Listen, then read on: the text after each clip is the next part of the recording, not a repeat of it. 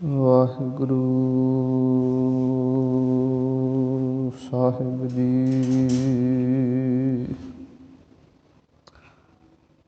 ਇੱਕ ਓੰਕਾਰ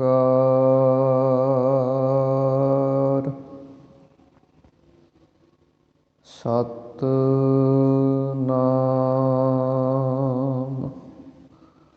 ਕਰਤਾ ਪੁਰਖ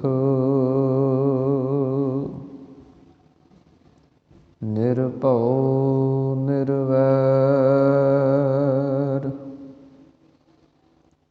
ਅਕਾਲ ਮੂਰਤ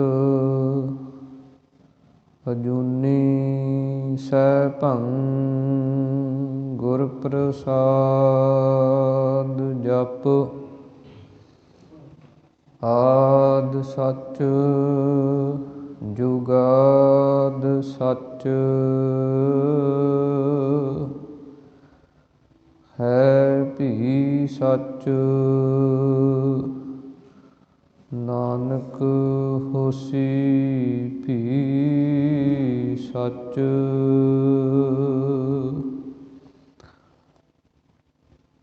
ਹੇ ਰਵ ਹੇ ਸਸ ਹੇ ਕਰੁਣਾ ਨਿਧ ਮੇਰੀ ਅਬੈ ਬਿਨਤੀ ਸੁਣ ਲੀਜੈ। ਔਰ ਨ ਮੰਗਤ ਹਉ ਤੁਮ ਤੇ ਕਛ ਚਾਹਤ ਹਉ ਚਿਤ ਮੈਂ ਸੋਈ ਕੀਜੈ। ਸ਼ਸਤਰਨ ਸਿਉ ਅਤ ਹੀਰਣ ਭੀਤਰ ਜੂਝ ਮਰੋ ਕਹਿ ਸਾਚ ਭਤੀਜੈ। ਸੰਤ ਸਹਾਏ ਸਦਾ ਜਗ ਮਾਏ ਕਿਰਪਾ ਕਰ ਸਿਆਮ ਇਹ ਬਰ ਦੀਜੈ।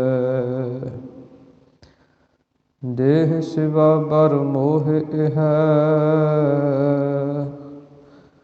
ਸੁਭ ਕਰਮਨ ਤੇ ਕਬਹੂ ਨ ਡਰੋ। ਨ ਡਰੋ ਅਰਸੋਂ ਜਬ ਜਾਏ ਲਰੋ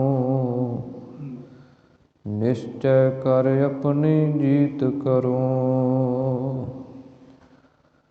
ਅਰ ਸਿੱਖ ਹਉ ਆਪਣੇ ਹੀ ਮਨ ਕੋ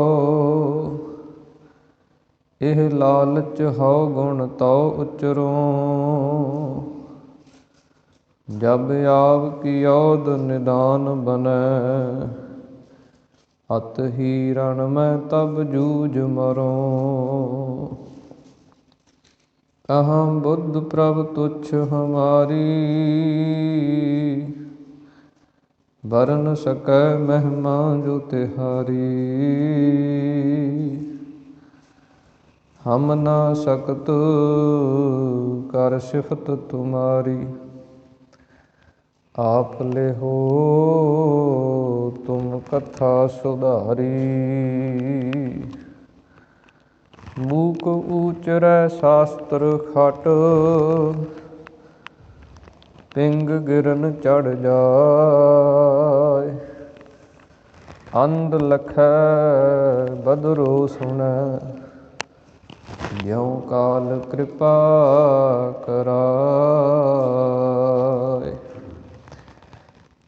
ਸੱਜਣ ਸੱਚਾ ਪਾਤਸ਼ਾਹ ਸਿਰ ਸਾਹੰਬੈ ਸਾਹੁ। ਜਿਸ ਪਾਸ ਬੈਠਿਆ ਸੋਹੀਐ ਸਭਨਾ ਦਾ ਵਿਸਾਹੂ। ਜਿਸ ਪਾਸ ਬੈਠਿਆ ਸੋਹੀਐ ਸਭਨਾ ਦਾ ਵਿਸਾਹੂ। ਵਾਹਿਗੁਰੂ ਸਾਹਿਬ ਜੀ। ਸੋਰਠ ਮਹੱਲਾ ਪੰਜਵਾ। ਜੀ ਜੰਤਰ ਸਭ ਤਿਸ ਕੇ ਕੀਏ ਸੋਈ ਸੰਤ ਸਹਾਈ। अपने सेवक की आपे राखै, पूरन भई बड़ाई। जी जंत्र सब तिसके किए, सोई संत सहाई। अपने सेवक की आपे राखै, पूरन भई बड़ाई। पार ब्रह्म पूरा मेरे नाल, गुर पूरै पूरी सब राखी। होए सर्ब दयाल, रहाओ। अन दिन नानक नाम ਧਿਆਏ। जी प्राण का दाता, अपने दास को कंठ लाए रखै। ज्यो बारिक पित माता, अन दिन नानक नाम ਧਿਆਏ। जी प्राण का दाता, अपने दास को कंठ लाए रखै। ज्यो बारिक पित माता, सोरठ महला पंजवा। जी जंत्र सब तिसके किए, सोई संत सहाई।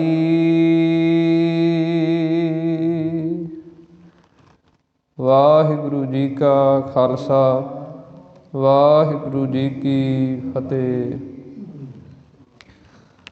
ਸਤਿਗੁਰਾਂ ਦੀ ਸਾਜੀ ਨਵਾਜੀ ਹੋਈ ਪਰਮ ਸਨਮਾਨ ਅਤੇ ਸਤਿਕਾਰਯੋਗ ਗੁਰੂ ਰੂਪ ਗੁਰੂ ਸਰੂਪ ਖਾਲਸਾ ਸਾਧ ਸੰਗਤ ਜੀਓ। ਅੰਤਰਜਾਮੀ ਗਰੀਬ ਨਵਾਜ ਅਕਾਲ ਪੁਰਖ ਪਰਮੇਸ਼ਰ ਵਾਹਿਗੁਰੂ ਜੀ ਦੀ ਅਤਿਅੰਤ ਕਿਰਪਾਲਤਾ ਰਹਿਮਤ ਬਖਸ਼ਿਸ਼ ਦਾ ਸਦਕਾ ਆਪਾਂ ਸਰਬੱਤਰ ਗੁਰਸਿੱਖ ਮਾਈ ਭਾਈ ਚਵਰ ਛਤਰ ਤਖਤ ਦੇ ਮਾਲਕ ਜੁਗੋ ਜੁਗ ਅਟਲ ਗੁਰਬਾਣੀ ਸਰੂਪ ਸਤਿਗੁਰੂ ਵਾਹੋ ਵਾਹੋ ਬਾਣੀ ਨਿਰੰਕਾਰ ਹੈ, ਤਿਸ ਜੀਵੜ ਅਵਰ ਨ ਕੋਇ। ਧੰਨ ਧੰਨ ਸਤਿਗੁਰੂ ਸ੍ਰੀ ਗੁਰੂ ਗ੍ਰੰਥ ਸਾਹਿਬ ਮਹਾਰਾਜ ਸੱਚੇ ਪਾਤਸ਼ਾਹ ਜੀ, ਜਿਨ੍ਹਾਂ ਦੀ ਪਾਵਨ ਪਵਿੱਤਰ ਹਜ਼ੂਰੀ ਦੇ ਅੰਦਰ ਅੰਮ੍ਰਿਤ ਵੇਲੇ ਦੇ ਦੀਵਾਨਾਂ ਦੀਆਂ ਹਾਜ਼ਰੀਆਂ ਭਰ ਕੇ ਲਾਹੇ ਪ੍ਰਾਪਤ ਕਰ ਰਹੇ ਹਾਂ। ਅੰਮ੍ਰਿਤ ਵੇਲੇ ਸਤਿਗੁਰਾਂ ਦੀ ਪਾਵਨ ਪ੍ਰਕਾਸ਼ ਦੀ ਸੇਵਾ ਗ੍ਰੰਥੀ ਸਾਹਿਬਾਨ ਜੀ ਵੱਲੋਂ ਕੀਤੀ ਗਈ। ਉਪਰੰਤ ਸਤਿਗੁਰਾਂ ਦੀ ਪਾਵਨ ਬਾਣੀ ਦੇ ਪਾਠ ਜਾਪ ਹੋਏ ਹਨ, ਜਿਸ ਤੋਂ ਉਪਰੰਤ ਸਤਿਗੁਰਾਂ ਦੀ ਪਾਵਨ ਗੁਰਬਾਣੀ ਦੀ ਲੜੀਵਾਰ ਰੂਪ ਦੇ ਅੰਦਰ ਜੋ ਕਥਾ ਚੱਲ ਰਹੀ ਹੈ, ਉਸ ਪਾਵਨ ਸ਼ਬਦ ਦਾ ਪਾਠ ਆਪਾਂ ਸਰਵਣ ਕੀਤਾ ਹੈ। ਉਹਦੇ ਨਾਲ ਨਾਲ ਜੋ ਲੜੀਵਾਰ ਰੂਪ ਦੇ ਅੰਦਰ ਆਪਾਂ ਇਤਿਹਾਸ ਸਾਂਝਾ ਕਰਦੇ ਆ ਰਹੇ ਹਾਂ।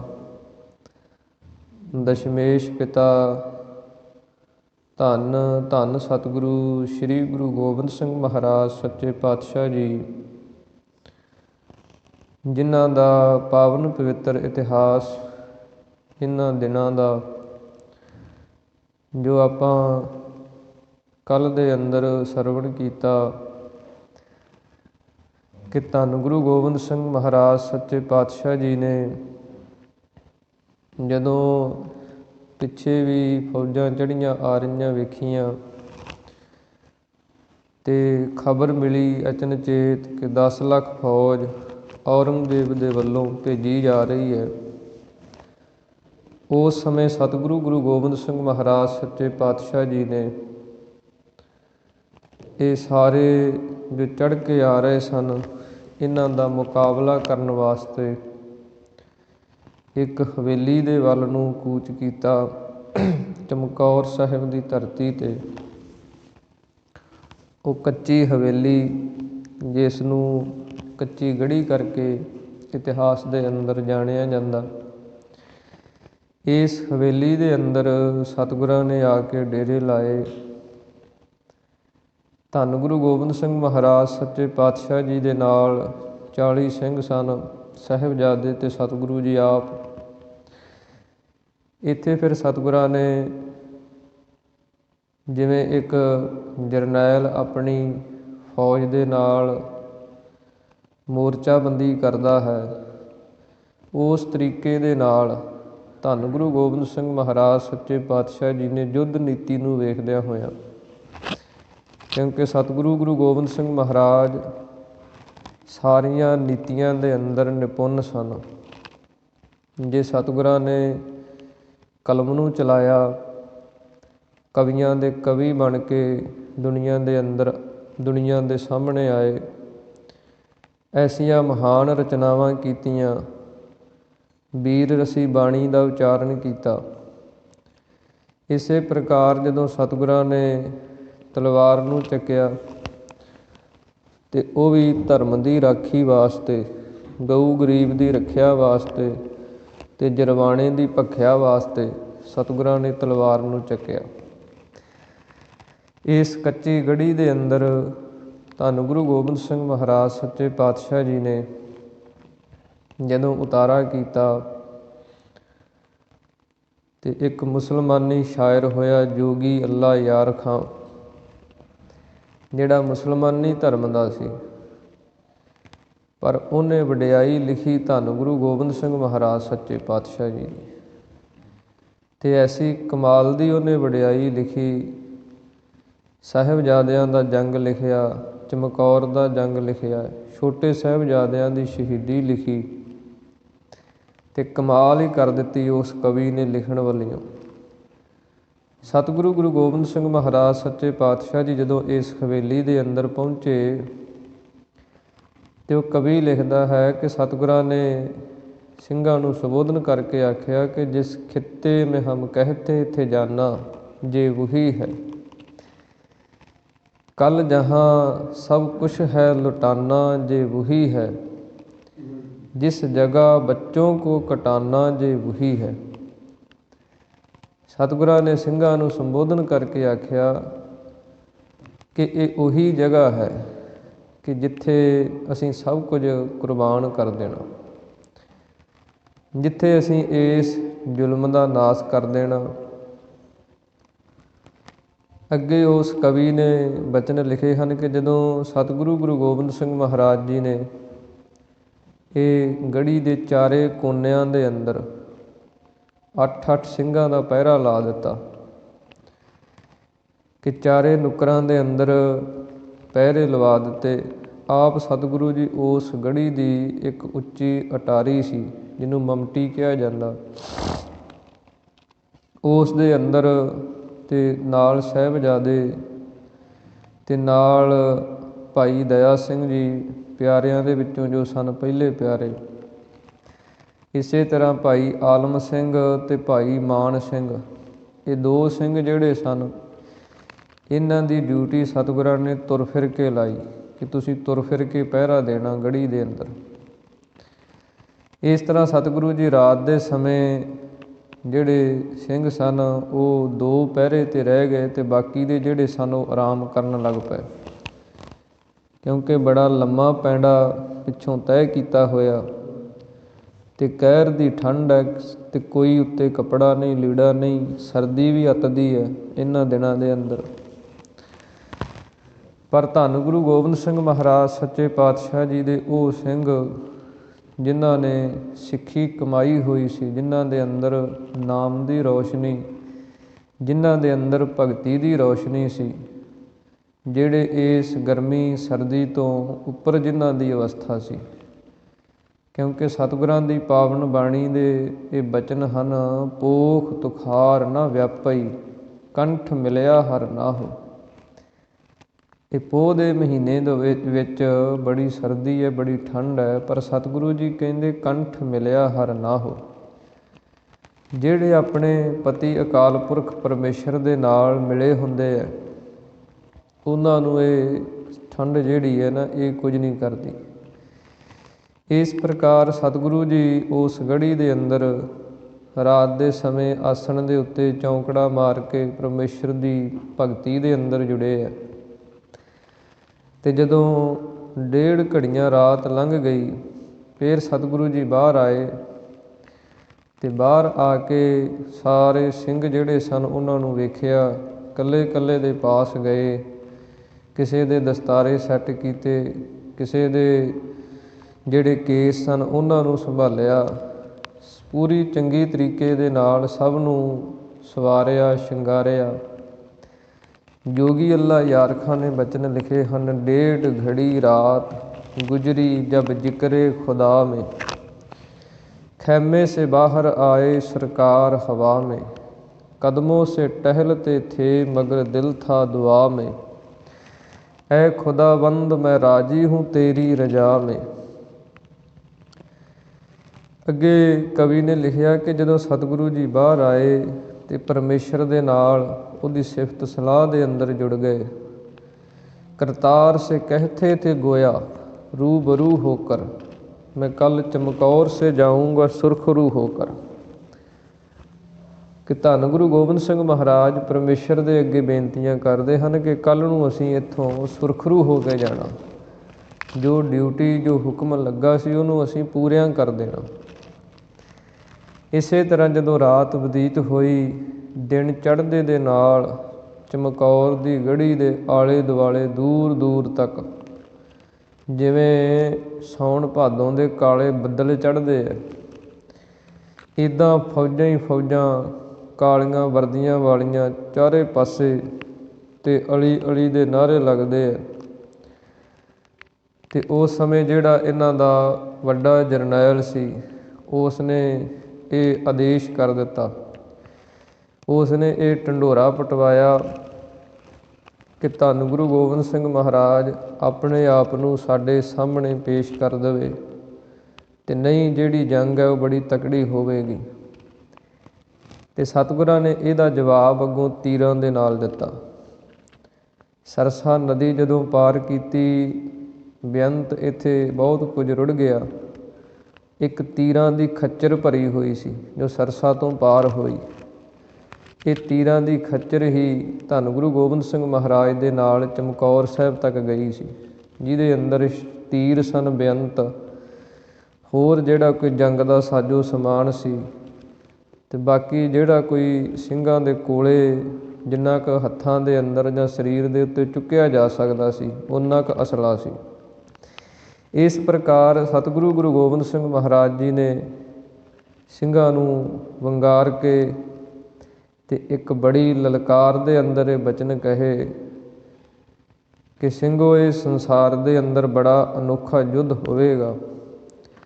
ਇਹਦੇ ਅੰਦਰ ਜਿੰਨਾ ਤੁਸੀਂ ਵੱਧ ਕੇ ਅੱਗੇ ਹੋ ਕੇ ਜੰਗ ਲੜੋਗੇ, ਜਿੰਨਾ ਵੱਧ ਤੋਂ ਵੱਧ ਖੂਨ ਡੁੱਲੇਗਾ, ਓਨਾ ਹੀ ਇਹ ਮੁਗਲ ਰਾਜ ਦਾ ਜਿਹੜਾ ਅੰਤ ਹੈ ਉਹ ਛੇਤੀ ਹੋਏਗਾ। ਅਤੇ ਧੰਨ ਗੁਰੂ ਗੋਬਿੰਦ ਸਿੰਘ ਮਹਾਰਾਜ ਸੱਚੇ ਪਾਤਸ਼ਾਹ ਜੀ ਦੇ ਉਹਨਾਂ ਸਿੰਘਾਂ ਨੇ ਜਿਨ੍ਹਾਂ ਨੇ ਬਚਨ ਕਮਾਏ ਹੋਏ ਸੀ, ਦੇਹ ਸਿਵਾ ਬਰ ਮੋਹਿ ਇਹ ਸ਼ੁਭ ਕਰਮਨ ਤੇ ਕਬਹੂ ਨਾ ਟਰੋਂ। ਇਹ ਧੰਨ ਗੁਰੂ ਗੋਬਿੰਦ ਸਿੰਘ ਮਹਾਰਾਜ ਦੇ ਬਚਨ ਹਨ। ਨਾ ਡਰੋ ਅਰ ਸੋ ਜਬ ਜਾਏ ਲਰੋਂ, ਨਿਸ਼ਚੈ ਕਰ ਆਪਣੀ ਜੀਤ ਕਰੋ। ਕਿਉਂਕਿ ਹਿੰਦੁਸਤਾਨ ਦੇ ਅੰਦਰ ਜਿਹੜੀ ਵੀਰਤਾ ਸੀ, ਸੂਰਮਤਾਈ ਸੀ, ਉਹ ਖਤਮ ਹੋ ਚੁੱਕੀ ਸੀ। ਇਸੇ ਕਰਕੇ ਹਿੰਦੁਸਤਾਨ ਗੁਲਾਮ ਹੋਇਆ। ਰਾਜੇ ਅਸ਼ੋਕ ਵਰਗਿਆਂ ਨੇ ਸ਼ਸਤਰ ਸੁੱਟ ਦਿੱਤੇ। ਉਸ ਸਮੇਂ ਜਿਹੜੇ ਮੁਸਲਮਾਨੀ ਰਾਜੇ ਸਨ, ਇਹਨਾਂ ਨੇ ਜਦੋਂ ਸੂਰਮਤਾਈ ਖਤਮ ਹੁੰਦੀ ਦਿਸੀ ਤੇ ਇਹਨਾਂ ਨੇ ਕਬਜ਼ਾ ਕਰ ਲਿਆ। ਅਤੇ ਧੰਨ ਗੁਰੂ ਗੋਬਿੰਦ ਸਿੰਘ ਮਹਾਰਾਜ ਜੀ ਨੇ ਉਸੇ ਸੂਰਮਤਾ ਨੂੰ ਇੱਕ ਨਵੇਂ ਰੂਪ ਦੇ ਅੰਦਰ ਦੁਨੀਆ ਦੇ ਸਾਹਮਣੇ ਲਿਆਂਦਾ। ਤਾਂ ਉਸ ਸਮੇਂ ਜਦੋਂ ਜੰਗ ਸ਼ੁਰੂ ਹੋ ਗਿਆ ਅਤੇ ਇਹਨਾਂ ਸਾਰੀਆਂ ਫੌਜਾਂ ਦਾ ਮੇਨ ਮਨਸੂਬਾ ਇਹ ਸੀ ਕਿ ਗੜ੍ਹੀ ਦੇ ਅੰਦਰ ਵੜ ਕੇ ਗੜ੍ਹੀ 'ਤੇ ਕਬਜ਼ਾ ਕਰੀਏ। ਪਰ ਜਿਹੜਾ ਵੀ ਕੋਈ ਗੜ੍ਹੀ ਵੱਲ ਨੂੰ ਵੱਧਦਾ ਸੀ ਤੇ ਐਸੇ ਤੀਰ ਚੱਲਦੇ ਅੱਗੋਂ, ਗੋਲੀਆਂ ਚੱਲਦੀਆਂ, ਤੇ ਉੱਥੇ ਹੀ ਇਹ ਨੁਕਸਾਨ ਇਹਨਾਂ ਦਾ ਹੁੰਦਾ ਜਦੋਂ ਦਿਸਿਆ। ਫਿਰ ਇਹਨਾਂ ਨੇ ਇਹ ਸਲਾਹ ਬਣਾਈ, ਜਿਹੜੇ ਵੱਡੇ ਜਰਨੈਲ ਸਨ, ਕਿ ਕਿਲ੍ਹੇ ਦੀ ਗੜ੍ਹੀ ਦੀ ਜਿਹੜੀ ਕੰਧ ਹੈ ਇਹਨੂੰ ਪੌੜੀਆਂ ਲਾ ਕੇ ਤੇ ਉੱਪਰ ਚੜ੍ਹ ਕੇ ਕਿਲ੍ਹੇ ਦੇ ਗੜ੍ਹੀ ਦੇ ਅੰਦਰ ਜਾ ਕੇ ਤੇ ਫੌਜਾਂ ਅੰਦਰ ਚਲੀਆਂ ਜਾਣਗੀਆਂ। ਗਿਣਤੀ ਦੇ ਸਿੰਘ ਹਨ, ਕਿਉਂਕਿ ਇਹਨਾਂ ਨੇ ਜਦੋਂ ਇੱਥੇ ਆਏ ਤੇ ਜਿਹੜੇ ਕੋਈ ਉਸ ਨਗਰ ਦੇ ਚਮਕੌਰ ਦੇ ਲੋਕ ਸਨ ਉਹਨਾਂ ਨੂੰ ਇਹਨਾਂ ਨੇ ਪੁੱਛਿਆ ਵੀ ਕਿੰਨੀ ਕੁ ਫੌਜ ਇਸ ਗੜ੍ਹੀ ਦੇ ਅੰਦਰ ਗਈ ਹੋਈ ਹੈ, ਤੇ ਉਹਨਾਂ ਨੇ ਦੱਸਿਆ ਸੀ ਕਿ 40 ਜਾਂ 50 ਦੇ ਵਿਚਾਲੇ ਗਿਣਤੀ ਦੇ ਅੰਦਰ ਬੰਦੇ ਅੰਦਰ ਗਏ ਹੈ, ਜਿਨ੍ਹਾਂ ਦੇ ਵਿੱਚੋਂ ਕੁਝ ਜ਼ਖਮੀ ਹਨ ਤੇ ਕੋਈ ਉਹਨਾਂ 'ਤੇ ਕੱਪੜਾ ਨਹੀਂ, ਸਰਦੀ ਇੰਨੀ ਹੈ। ਅਤੇ ਇਹਨਾਂ ਨੂੰ ਇੱਦਾਂ ਲੱਗਦਾ ਸੀ ਕਿ ਭੁੱਖਣ ਭਾਣੇ ਹਨ, ਜ਼ਖਮੀ ਹਨ ਵਿੱਚੋਂ ਕੁਝ, ਅਤੇ ਆਪਾਂ ਛੇਤੀ ਜਾ ਕੇ ਤੇ ਫਤਿਹ ਕਰ ਲੈਣਾ। ਇਹਨਾਂ ਦਾ ਜਿਹੜਾ ਵੱਡਾ ਜਰਨੈਲ ਸੀ ਨਾਹਰ ਖਾਂ, ਸਭ ਤੋਂ ਪਹਿਲਾਂ ਇਹਨੇ ਪੌੜੀ ਲਾਈ। ਜਦੋਂ ਪੌੜੀ ਲਾ ਕੇ ਚੜ੍ਹਨ ਲੱਗਿਆ ਤੇ ਗੜ੍ਹੀ ਦੀ ਕੰਧ ਤੋਂ ਸਿਰ ਇਹਦਾ ਉੱਚਾ ਹੋਇਆ, ਧੰਨ ਗੁਰੂ ਕਲਗੀਧਰ ਮਹਾਰਾਜ ਜੀ ਨੇ ਇੱਕੋ ਤੀਰ ਛੱਡਿਆ, ਇਹਦੇ ਮੱਥੇ 'ਚ ਵੱਜਿਆ।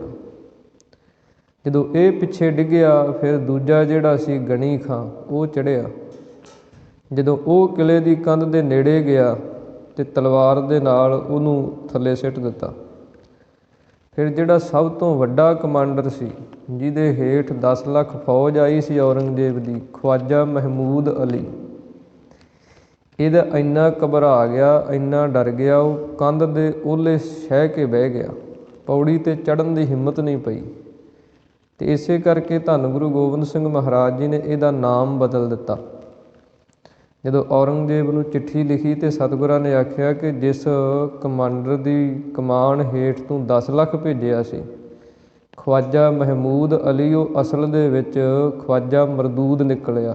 ਮਰਦੂਦ ਦਾ ਨਾਮ ਹੁੰਦਾ ਡਰਪੋਕ, ਕਾਇਰ, ਕਿ ਜਿਹੜਾ ਜੰਗ ਦੇ ਵਿੱਚ ਵੀ ਆਪਣੀ ਜਾਨ ਦੀ ਫਿਕਰ ਕਰੇ, ਉਹ ਕਾਇਰ ਹੁੰਦਾ। ਕਿਉਂਕਿ ਜੰਗ ਦੇ ਅੰਦਰ ਤੇ ਮਰਨਾ ਜਾਂ ਮਾਰਨਾ ਹੀ ਹੁੰਦਾ, ਅਤੇ ਉੱਥੇ ਵੀ ਜੇ ਕੋਈ ਜਾਨ ਦੀਆਂ ਫਿਕਰਾਂ ਕਰੇ। ਇਸ ਕਰਕੇ ਸਤਿਗੁਰਾਂ ਨੇ ਬੜਾ ਭਿਆਨਕ ਉੱਥੇ ਯੁੱਧ ਜਦੋਂ ਹੋਇਆ ਅਤੇ ਜਦੋਂ ਇਹਨਾਂ ਨੇ ਇਕੱਠਿਆਂ ਨੇ ਹੱਲਾ ਕੀਤਾ, ਫਿਰ ਸਤਿਗੁਰਾਂ ਨੇ ਹੁਕਮ ਕੀਤਾ ਵੀ ਹੁਣ 5-5 ਸਿੰਘ ਜਿਹੜੇ ਆ ਉਹ ਗੜ੍ਹੀ 'ਚੋਂ ਬਾਹਰ ਨਿਕਲ ਕੇ ਲੜੋ। ਜਿੰਨਾ ਚਿਰ ਇੱਕ ਵੀ ਸਿੰਘ ਜਿਉਂਦਾ ਇਹਨਾਂ ਦਾ ਕੋਈ ਗੜ੍ਹੀ ਦੇ ਅੰਦਰ ਨਹੀਂ ਆਉਣਾ ਚਾਹੀਦਾ। ਫਿਰ 5-5 ਸਿੰਘਾਂ ਦਾ ਜਥਾ ਨਿਕਲਦਾ, ਗੜ੍ਹੀ ਦੇ ਵਿੱਚੋਂ ਬਾਹਰ ਆਉਂਦਾ। ਬਾਹਰ ਆ ਕੇ ਐਸੀ ਫੁਰਤੀ ਦੇ ਨਾਲ ਉਹ ਜੰਗ ਲੜਦੇ ਜਿਵੇਂ ਇੱਕ ਸ਼ੇਰ ਹੁੰਦਾ, ਜਿਵੇਂ ਉਹ ਹਿਰਨਾਂ ਦੇ ਝੁੰਡ 'ਤੇ ਪੈਂਦਾ, ਹਾਥੀਆਂ ਦੇ ਝੁੰਡ 'ਤੇ ਜਿਵੇਂ ਸ਼ੇਰ ਪੈਂਦਾ, ਕਦੇ ਇੱਧਰ ਕਦੇ ਉੱਧਰ, ਇੰਨੀ ਫੁਰਤੀ ਦੇ ਨਾਲ ਉਹ ਲੜਦੇ ਆ 5 ਸਿੰਘ ਬਾਹਰ ਆ ਕੇ, ਅਤੇ ਇਹਨਾਂ ਦਾ ਭਾਜੜਾਂ ਪੈ ਜਾਂਦੀਆਂ ਇਹਨਾਂ ਨੂੰ। ਇਸੇ ਤਰ੍ਹਾਂ ਜਦੋਂ 2-3 ਜਥੇ 5-5 ਸਿੰਘਾਂ ਦੇ ਬਾਹਰ ਜਾ ਕੇ ਜੂਝ ਗਏ, ਸ਼ਹੀਦੀਆਂ ਪਾ ਗਏ, ਉਸ ਸਮੇਂ ਧੰਨ ਗੁਰੂ ਗੋਬਿੰਦ ਸਿੰਘ ਮਹਾਰਾਜ ਸੱਚੇ ਪਾਤਸ਼ਾਹ ਜੀ ਦੇ ਵੱਡੇ ਸਾਹਿਬਜ਼ਾਦੇ ਬਾਬਾ ਅਜੀਤ ਸਿੰਘ ਜੀ, ਜਿਨ੍ਹਾਂ ਦੀ ਉਮਰ ਤਕਰੀਬਨ 18 ਸਾਲ ਦੀ ਹੈ, ਉਹ ਸਤਿਗੁਰਾਂ ਦੇ ਸਾਹਮਣੇ ਆ ਕੇ ਬੇਨਤੀ ਕੀਤੀ। ਕਹਿਣ ਲੱਗੇ, ਮਹਾਰਾਜ ਹੁਣ ਮੈਨੂੰ ਆਗਿਆ ਬਖਸ਼ੋ ਕਿ ਜੰਗ ਦੇ ਅੰਦਰ ਜਾ ਕੇ ਮੈਂ ਵੀ ਜੂਝ ਕੇ ਤੇ ਸ਼ਹੀਦੀ ਨੂੰ ਪ੍ਰਾਪਤ ਕਰਾਂ। ਭਾਈ ਦਇਆ ਸਿੰਘ ਜੀ ਜਿਹੜੇ ਸਨ ਪਿਆਰੇ, ਉਹ ਕਹਿਣ ਲੱਗੇ, ਸਮਝਾਉਣ ਲੱਗੇ ਬਾਬਾ ਅਜੀਤ ਸਿੰਘ ਨੂੰ ਕਿ ਨਹੀਂ, ਤੁਸੀਂ ਜੰਗ ਦੇ ਅੰਦਰ ਨਹੀਂ ਜਾਣਾ, ਤੁਸੀਂ ਇੱਥੋਂ ਗੜ੍ਹੀ ਦੇ ਵਿੱਚੋਂ ਨਿਕਲੋ। ਅਤੇ ਬਾਬਾ ਅਜੀਤ ਸਿੰਘ ਸਾਹਿਬ ਜੀ ਨੇ ਜਵਾਬ ਦਿੱਤਾ ਕਿ ਇਹ ਛਤਰੀਆਂ ਦਾ ਧਰਮ ਗੁਰੂ ਗੋਬਿੰਦ ਸਿੰਘ ਮਹਾਰਾਜ ਨੇ ਸਾਜਿਆ, ਅਤੇ ਸਾਡੇ ਪਿਤਾ ਨੇ ਸਾਨੂੰ ਇਹ ਬਚਨ ਕਹੇ ਹਨ, ਛਤਰੀ ਕੋ ਪੂਤ ਹੋਂ ਬਾਹਮਣ ਕੋ ਨਹਿ, ਕਹਿ ਤਪ ਆਵਤ ਹੋਂ ਜੋ ਕਰੋ। ਕਿ ਛਤਰੀਆਂ ਦਾ ਧਰਮ ਜਿਹੜਾ ਹੁੰਦਾ ਨਾ, ਉਹ ਜੰਗ ਦੇ ਅੰਦਰ ਜੂਝਣ ਦਾ ਹੁੰਦਾ। ਅਤੇ ਹੁਣ ਸਮਾਂ ਬਣਿਆ ਹੋਇਆ, ਇਸ ਕਰਕੇ ਇੱਥੋਂ ਅਸੀਂ ਭੱਜ ਨਹੀਂ ਸਕਦੇ। ਧੰਨ ਗੁਰੂ ਗੋਬਿੰਦ ਸਿੰਘ ਮਹਾਰਾਜ ਸੱਚੇ ਪਾਤਸ਼ਾਹ ਜੀ ਨੇ ਆਪ ਆਪਣੇ ਹੱਥੀਂ ਸਾਹਿਬਜ਼ਾਦਾ ਬਾਬਾ ਅਜੀਤ ਸਿੰਘ ਜੀ ਨੂੰ ਆਗਿਆ ਦਿੱਤੀ ਅਤੇ ਨਾਲ 8 ਸਿੰਘਾਂ ਦਾ ਜਥਾ ਦਿੱਤਾ। ਅਤੇ ਬਾਬਾ ਅਜੀਤ ਸਿੰਘ ਸਾਹਿਬ ਜੀ ਨੇ ਬਾਹਰ ਜਾ ਕੇ ਜਦੋਂ ਗੜ੍ਹੀ ਤੋਂ ਬਾਹਰ ਨਿਕਲੇ, ਐਸੀ ਫੁਰਤੀ ਦੇ ਨਾਲ ਜਾਣ ਸਾਰ ਤੀਰਾਂ ਦੀ ਵਰਖਾ ਕਰ ਦਿੱਤੀ। ਜਦੋਂ ਤੀਰ ਭੱਥੇ 'ਚੋਂ ਖਤਮ ਹੋਏ, ਫਿਰ ਬਰਛਾ ਲੈ ਲਿਆ। ਬਰਛੇ ਦੇ ਨਾਲ ਉਛਲ ਉਛਲ ਕੇ ਛਾਲਾਂ ਮਾਰ ਮਾਰ ਕੇ ਪਰੋ ਕੇ ਵੱਡੇ ਵੱਡੇ ਜਿਹੜੇ ਇਹਨਾਂ ਦੇ ਫੌਜਦਾਰ ਸੀ ਨਾ ਉਹ ਧਰਤੀ 'ਤੇ ਲਿਟਾ ਦਿੱਤੇ। ਇੱਕ ਬੜਾ ਵੱਡਾ ਭਾਰੀ ਪਠਾਨ ਸੀ, ਉਹਦੀ ਛਾਤੀ ਦੇ ਵਿੱਚ ਜਦੋਂ ਬਰਛਾ ਵੱਜਿਆ, ਜਦੋਂ ਉਸ ਬਰਛੇ ਨੂੰ ਪੱਟਣ ਲੱਗੇ ਤੇ ਉਹਦਾ ਫਲਾ ਨਿਕਲ ਗਿਆ, ਮੁੱਠਾ ਉਹਦਾ ਨਿਕਲ ਗਿਆ, ਵਿੱਚੇ ਰਹਿ ਗਿਆ ਉਹਦੇ। ਜਦੋਂ ਉਹ ਸ਼ਸਤਰ ਸਾਥ ਛੱਡ ਗਿਆ, ਫਿਰ ਸਾਹਿਬਜ਼ਾਦਾ ਬਾਬਾ ਅਜੀਤ ਸਿੰਘ ਜੀ ਨੇ ਸ੍ਰੀ ਸਾਹਿਬ ਮਿਆਨ ਦੇ ਵਿੱਚੋਂ ਬਾਹਰ ਕੱਢ ਲਈ। ਅਤੇ ਇਤਿਹਾਸਕਾਰਾਂ ਨੇ ਬਚਨ ਲਿਖੇ ਹਨ ਕਿ ਤਲਵਾਰ ਇੱਦਾਂ ਚੱਲਦੀ ਸੀ ਵੀ ਦਿਸਦੀ ਨਹੀਂ ਸੀ ਕਿਸੇ ਨੂੰ, ਬਸ ਵੈਰੀ ਵੱਡੇ ਹੀ ਦਿਸਦੇ ਸਨ। ਜਿੱਧਰ ਨੂੰ ਬਾਬਾ ਸਾਹਿਬ ਅਜੀਤ ਸਿੰਘ ਜੀ ਜਾਂਦੇ ਉੱਧਰ ਨੂੰ ਬਸ ਕਿਸੇ ਦੀ ਲੱਤ ਹੈ ਨਹੀਂ, ਕਿਸੇ ਦੀ ਬਾਂਹ ਹੈ ਨਹੀਂ, ਕਿਸੇ ਦਾ ਸਿਰ ਹੈ ਨਹੀਂ, ਅਤੇ ਤਲਵਾਰ ਇੰਨੀ ਤੇਜ਼ੀ ਨਾਲ ਚੱਲਦੀ ਸੀ ਵੀ ਦਿਸਦੀ ਨਹੀਂ ਸੀ ਕਿਸੇ ਨੂੰ। ਅਤੇ ਜਦੋਂ ਇਹਨਾਂ ਨੇ ਫੌਜਾਂ ਨੇ ਇਹਨਾਂ ਦੀਆਂ ਨੇ ਵੇਖਿਆ ਵੀ ਇਹ ਤਾਂ ਬੜਾ ਭਿਆਨਕ ਯੁੱਧ ਹੋ ਰਿਹਾ, ਅਤੇ ਨਾਲ ਦੀ ਨਾਲ ਹੈਰਾਨ ਵੀ ਹੁੰਦੇ ਹੈ ਕਿ ਕੈਸਾ ਪਿਤਾ ਹੈ ਧੰਨ ਗੁਰੂ ਗੋਬਿੰਦ ਸਿੰਘ, ਲੱਖਾਂ ਦੇ ਇਕੱਠ ਦੇ ਵਿੱਚ ਆਪਣੇ ਪੁੱਤਰਾਂ ਨੂੰ ਤੋਰ ਰਿਹਾ ਜੂਝਣ ਵਾਸਤੇ। ਦੁਨੀਆ 'ਤੇ ਬੜੇ ਵੱਡੇ ਵੱਡੇ ਜਰਨੈਲ ਹੋਏ ਹੈ, ਪਰ ਕਿਸੇ ਦੇ ਅੰਦਰ ਇੰਨੀ ਹਿੰਮਤ ਨਹੀਂ ਪਈ ਕਿ ਆਪਣੀਆਂ ਅੱਖਾਂ ਸਾਹਮਣੇ ਪੁੱਤਰਾਂ ਨੂੰ ਸ਼ਹੀਦ ਕਰਾ ਦੇਵੇ। ਫਿਰ ਇਹਨਾਂ ਸਾਰਿਆਂ ਨੇ ਇਕੱਠਿਆਂ ਨੇ ਹੋ ਕੇ ਘੇਰ ਕੇ ਇਕੱਠੇ ਤੀਰ ਮਾਰ ਕੇ ਸਾਹਿਬਜ਼ਾਦਾ ਬਾਬਾ ਅਜੀਤ ਸਿੰਘ ਜੀ ਨੇ ਸ਼ਹੀਦੀ ਪ੍ਰਾਪਤ ਕੀਤੀ। ਅਤੇ ਧੰਨ ਗੁਰੂ ਕਲਗੀਧਰ ਮਹਾਰਾਜ ਜੀ ਨੇ ਉੱਤਰੋਂ ਅਟਾਰੀ ਤੋਂ ਇਹ ਸਭ ਜੰਗ ਵੇਖਿਆ ਬਾਬਾ ਅਜੀਤ ਸਿੰਘ ਜੀ ਦਾ, ਅਤੇ ਜਦੋਂ ਸ਼ਹੀਦੀ ਪ੍ਰਾਪਤ ਕੀਤੀ ਅਤੇ ਜੈਕਾਰੇ ਦੇ ਨਾਲ ਸਤਿਗੁਰੂ ਗੁਰੂ ਗੋਬਿੰਦ ਸਿੰਘ ਮਹਾਰਾਜ ਜੀ ਨੇ ਅਕਾਲ ਪੁਰਖ ਪਰਮੇਸ਼ਰ ਦਾ ਸ਼ੁਕਰ ਕੀਤਾ। ਇਸੇ ਪ੍ਰਕਾਰ ਜਦੋਂ ਇਹ ਸਿੰਘ ਜੂਝ ਗਏ, ਫਿਰ ਸਤਿਗੁਰਾਂ ਦਾ ਛੋਟਾ ਸਾਹਿਬਜ਼ਾਦਾ ਬਾਬਾ ਜੁਝਾਰ ਸਿੰਘ ਜੀ, ਜਿਸ ਦੀ ਉਮਰ ਤਕਰੀਬਨ 14 ਸਾਲ ਦੀ ਹੈ, ਹਾਲੇ ਚਿਹਰੇ ਦੇ ਉੱਤੇ ਦਾੜਾ ਜਿਹੜਾ ਉਹ ਲੂੰ ਫੁੱਟ ਰਹੇ ਹੈ, ਅਤੇ ਬੜੀ ਸੁੰਦਰ ਸਰੀਰ ਸਾਹਿਬਜ਼ਾਦੇ ਦਾ, ਸੋਲ ਜਿਹੜੇ ਅੰਗ ਹਨ ਕੋਮਲ ਅੰਗ ਹਨ। ਅਤੇ ਧੰਨ ਗੁਰੂ ਗੋਬਿੰਦ ਸਿੰਘ ਮਹਾਰਾਜ ਜੀ ਦੇ ਸਾਹਮਣੇ ਆ ਕੇ ਬੇਨਤੀ ਕੀਤੀ ਕਿ ਮਹਾਰਾਜ, ਜਿਵੇਂ ਵੱਡਾ ਵੀਰ ਸ਼ਹੀਦੀ ਪਾ ਗਿਆ, ਉਸੇ ਪ੍ਰਕਾਰ ਮਹਾਰਾਜ ਮੇਰੇ ਅੰਦਰ ਵੀ ਇਹ ਇੱਛਾ ਹੈ ਕਿ ਮੈਨੂੰ ਵੀ ਆਗਿਆ ਤੁਸੀਂ ਦਿਓ, ਅਤੇ ਮੈਂ ਵੀ ਇਹਨਾਂ ਦੁਸ਼ਟਾਂ ਜਰਵਾਣਿਆਂ ਦੇ ਨਾਲ ਜੰਗ ਯੁੱਧ ਕਰਕੇ ਇਸ ਵੀਰ ਗਤੀ ਨੂੰ ਪ੍ਰਾਪਤ ਹੋਵਾਂ। ਤਾਂ ਧੰਨ ਗੁਰੂ ਗੋਬਿੰਦ ਸਿੰਘ ਮਹਾਰਾਜ ਸੱਚੇ ਪਾਤਸ਼ਾਹ ਜੀ ਚਿਹਰੇ 'ਤੇ ਫਿਰ ਵੀ ਕੋਈ ਗਮੀ, ਫਿਰ ਵੀ ਕੋਈ ਦੁੱਖ ਨਹੀਂ ਆਇਆ ਕਿ ਇੱਕ ਅੱਖਾਂ ਦੇ ਸਾਹਮਣੇ ਸ਼ਹੀਦ ਹੋ ਗਿਆ, ਦੂਸਰਾ ਜਾਣ ਦੀ ਆਗਿਆ ਮੰਗ ਰਿਹਾ। ਅਤੇ ਧੰਨ ਗੁਰੂ ਗੋਬਿੰਦ ਸਿੰਘ ਮਹਾਰਾਜ ਜੀ ਨੇ ਇੱਕ ਖੰਜਰ ਬਖਸ਼ਿਆ, ਇੱਕ ਬਰਛਾ ਬਖਸ਼ਿਆ, ਅਤੇ ਆਪਣੇ ਦਾਦੇ ਗੁਰੂ ਦੇ ਬਚਨ ਚੇਤੇ ਕਰਾਏ। ਯੋਗੀ ਅੱਲਾ ਯਾਰ ਖਾਂ ਨੇ ਲਿਖਿਆ ਕਿ ਧੰਨ ਗੁਰੂ ਗੋਬਿੰਦ ਸਿੰਘ ਮਹਾਰਾਜ ਜੀ ਨੇ ਜਦੋਂ ਇਹ ਸ਼ਸਤਰ ਬਖਸ਼ੇ ਅਤੇ ਬਚਨ ਕੀਤਾ, ਤੁਮੇ ਖੰਜਰ ਬਖਸ਼ਤੇ ਹੈ ਸ਼ਮਸ਼ੀਰ ਸਮਝਣਾ, ਨੇਜੇ ਕੋ ਤੁਮ ਦਾਦੇ ਕਾ ਤੀਰ ਸਮਝਣਾ। ਸਤਿਗੁਰੂ ਜੀ ਨੇ ਆਪਣੇ ਦਾਦੇ ਗੁਰੂ ਦੇ ਬਚਨ ਚੇਤੇ ਕਰਾਏ ਕਿ ਜਿਵੇਂ ਸ਼੍ਰੀ ਗੁਰੂ ਤੇਗ ਬਹਾਦਰ ਮਹਾਰਾਜ ਜੀ ਨੇ ਸੀਸ ਦੀਆ ਪਰ ਸਿਰ ਨਾ ਦੀਆ, ਆਪਣਾ ਸੀਸ 'ਤੇ ਕੁਰਬਾਨ ਕਰ ਦਿੱਤਾ ਸੀ ਪਰ ਆਪਣਾ ਧਰਮ ਨਹੀਂ ਸੀ ਛੱਡਿਆ। ਉਹਨਾਂ ਬਚਨਾਂ ਨੂੰ ਚੇਤੇ ਕਰਾ ਕੇ ਸਾਹਿਬਜ਼ਾਦਾ ਬਾਬਾ ਜੁਝਾਰ ਸਿੰਘ ਜੀ ਨੇ 6 ਸਿੰਘਾਂ ਦਾ ਜਥਾ ਲੈ ਕੇ 14 ਸਾਲ ਦੀ ਉਮਰ ਦੇ ਵਿੱਚ ਲੱਖਾਂ ਵੈਰੀਆਂ 'ਤੇ ਆ ਕੇ ਭਾਰੂ ਪਏ, ਅਤੇ ਐਸਾ ਭਿਆਨਕ ਜੰਗ ਯੁੱਧ ਬਾਬਾ ਜੁਝਾਰ ਸਿੰਘ ਨੇ ਕੀਤਾ, ਕਿਉਂਕਿ ਇਹ ਜਿਹੜੇ ਮੁਗਲ ਫੌਜੀ ਸਨ, ਇੱਕ ਤਾਂ ਇਹ ਵੇਖ ਰਹੇ ਸਨ ਕਿ ਇਹ ਬੱਚੇ ਜੰਗ ਲੜ ਰਹੇ ਹੈ, ਦੂਜਾ ਉਹ ਇਸ ਗੱਲ ਤੋਂ ਹੈਰਾਨ ਸਨ ਕਿ ਇਹਨਾਂ ਦੇ ਪਿਤਾ ਜੀ ਇਹਨਾਂ ਨੂੰ ਤੋਰ ਰਹੇ। ਦੁਨੀਆ ਦੇ ਅੰਦਰ ਇਹ ਅਨੋਖਾ ਯੁੱਧ ਸੀ। ਦੁਨੀਆ ਦੇ ਅੰਦਰ ਬੜੇ ਵੱਡੇ ਵੱਡੇ ਯੁੱਧ ਹੋਏ, ਅਵਤਾਰੀ ਪੁਰਸ਼ ਹੋਏ, ਬੜੇ ਵੱਡੇ ਸੂਰਮੇ ਹੋਏ, ਪਰ ਜਦੋਂ ਉਹਨਾਂ ਦੇ ਪੁੱਤਰਾਂ ਦੀ ਜਾਂ ਸੰਬੰਧੀਆਂ ਦੀ ਗੱਲ ਆਈ ਤਾਂ ਉੱਥੇ ਆ ਕੇ ਉਹਨਾਂ ਵੀ ਹੌਸਲੇ ਛੱਡ ਦਿੱਤੇ। ਜਿਵੇਂ ਅਰਜਨ ਦਾ ਯੁੱਧ ਬੜਾ ਭਿਆਨਕ ਮੰਨਿਆ ਮਹਾਂਭਾਰਤ ਦੇ ਅੰਦਰ, ਪਰ ਜਦੋਂ ਇਹਦਾ ਪੁੱਤਰ ਚੜ੍ਹਾਈ ਕਰ ਗਿਆ ਅਤੇ ਇਹ ਸ਼ਸਤਰ ਸੁੱਟ ਦਿੱਤੇ ਇਹਨੇ, ਬੜਾ ਰੋਇਆ ਅਰਜਨ। ਉਸ ਸਮੇਂ ਭਗਵਾਨ ਕ੍ਰਿਸ਼ਨ ਨੇ ਵੀ ਸਮਝਾਉਣ ਦੇ ਯਤਨ ਕੀਤੇ, ਪਰ ਇਹਨੂੰ ਧੀਰਜ ਨਹੀਂ ਸੀ ਆਇਆ।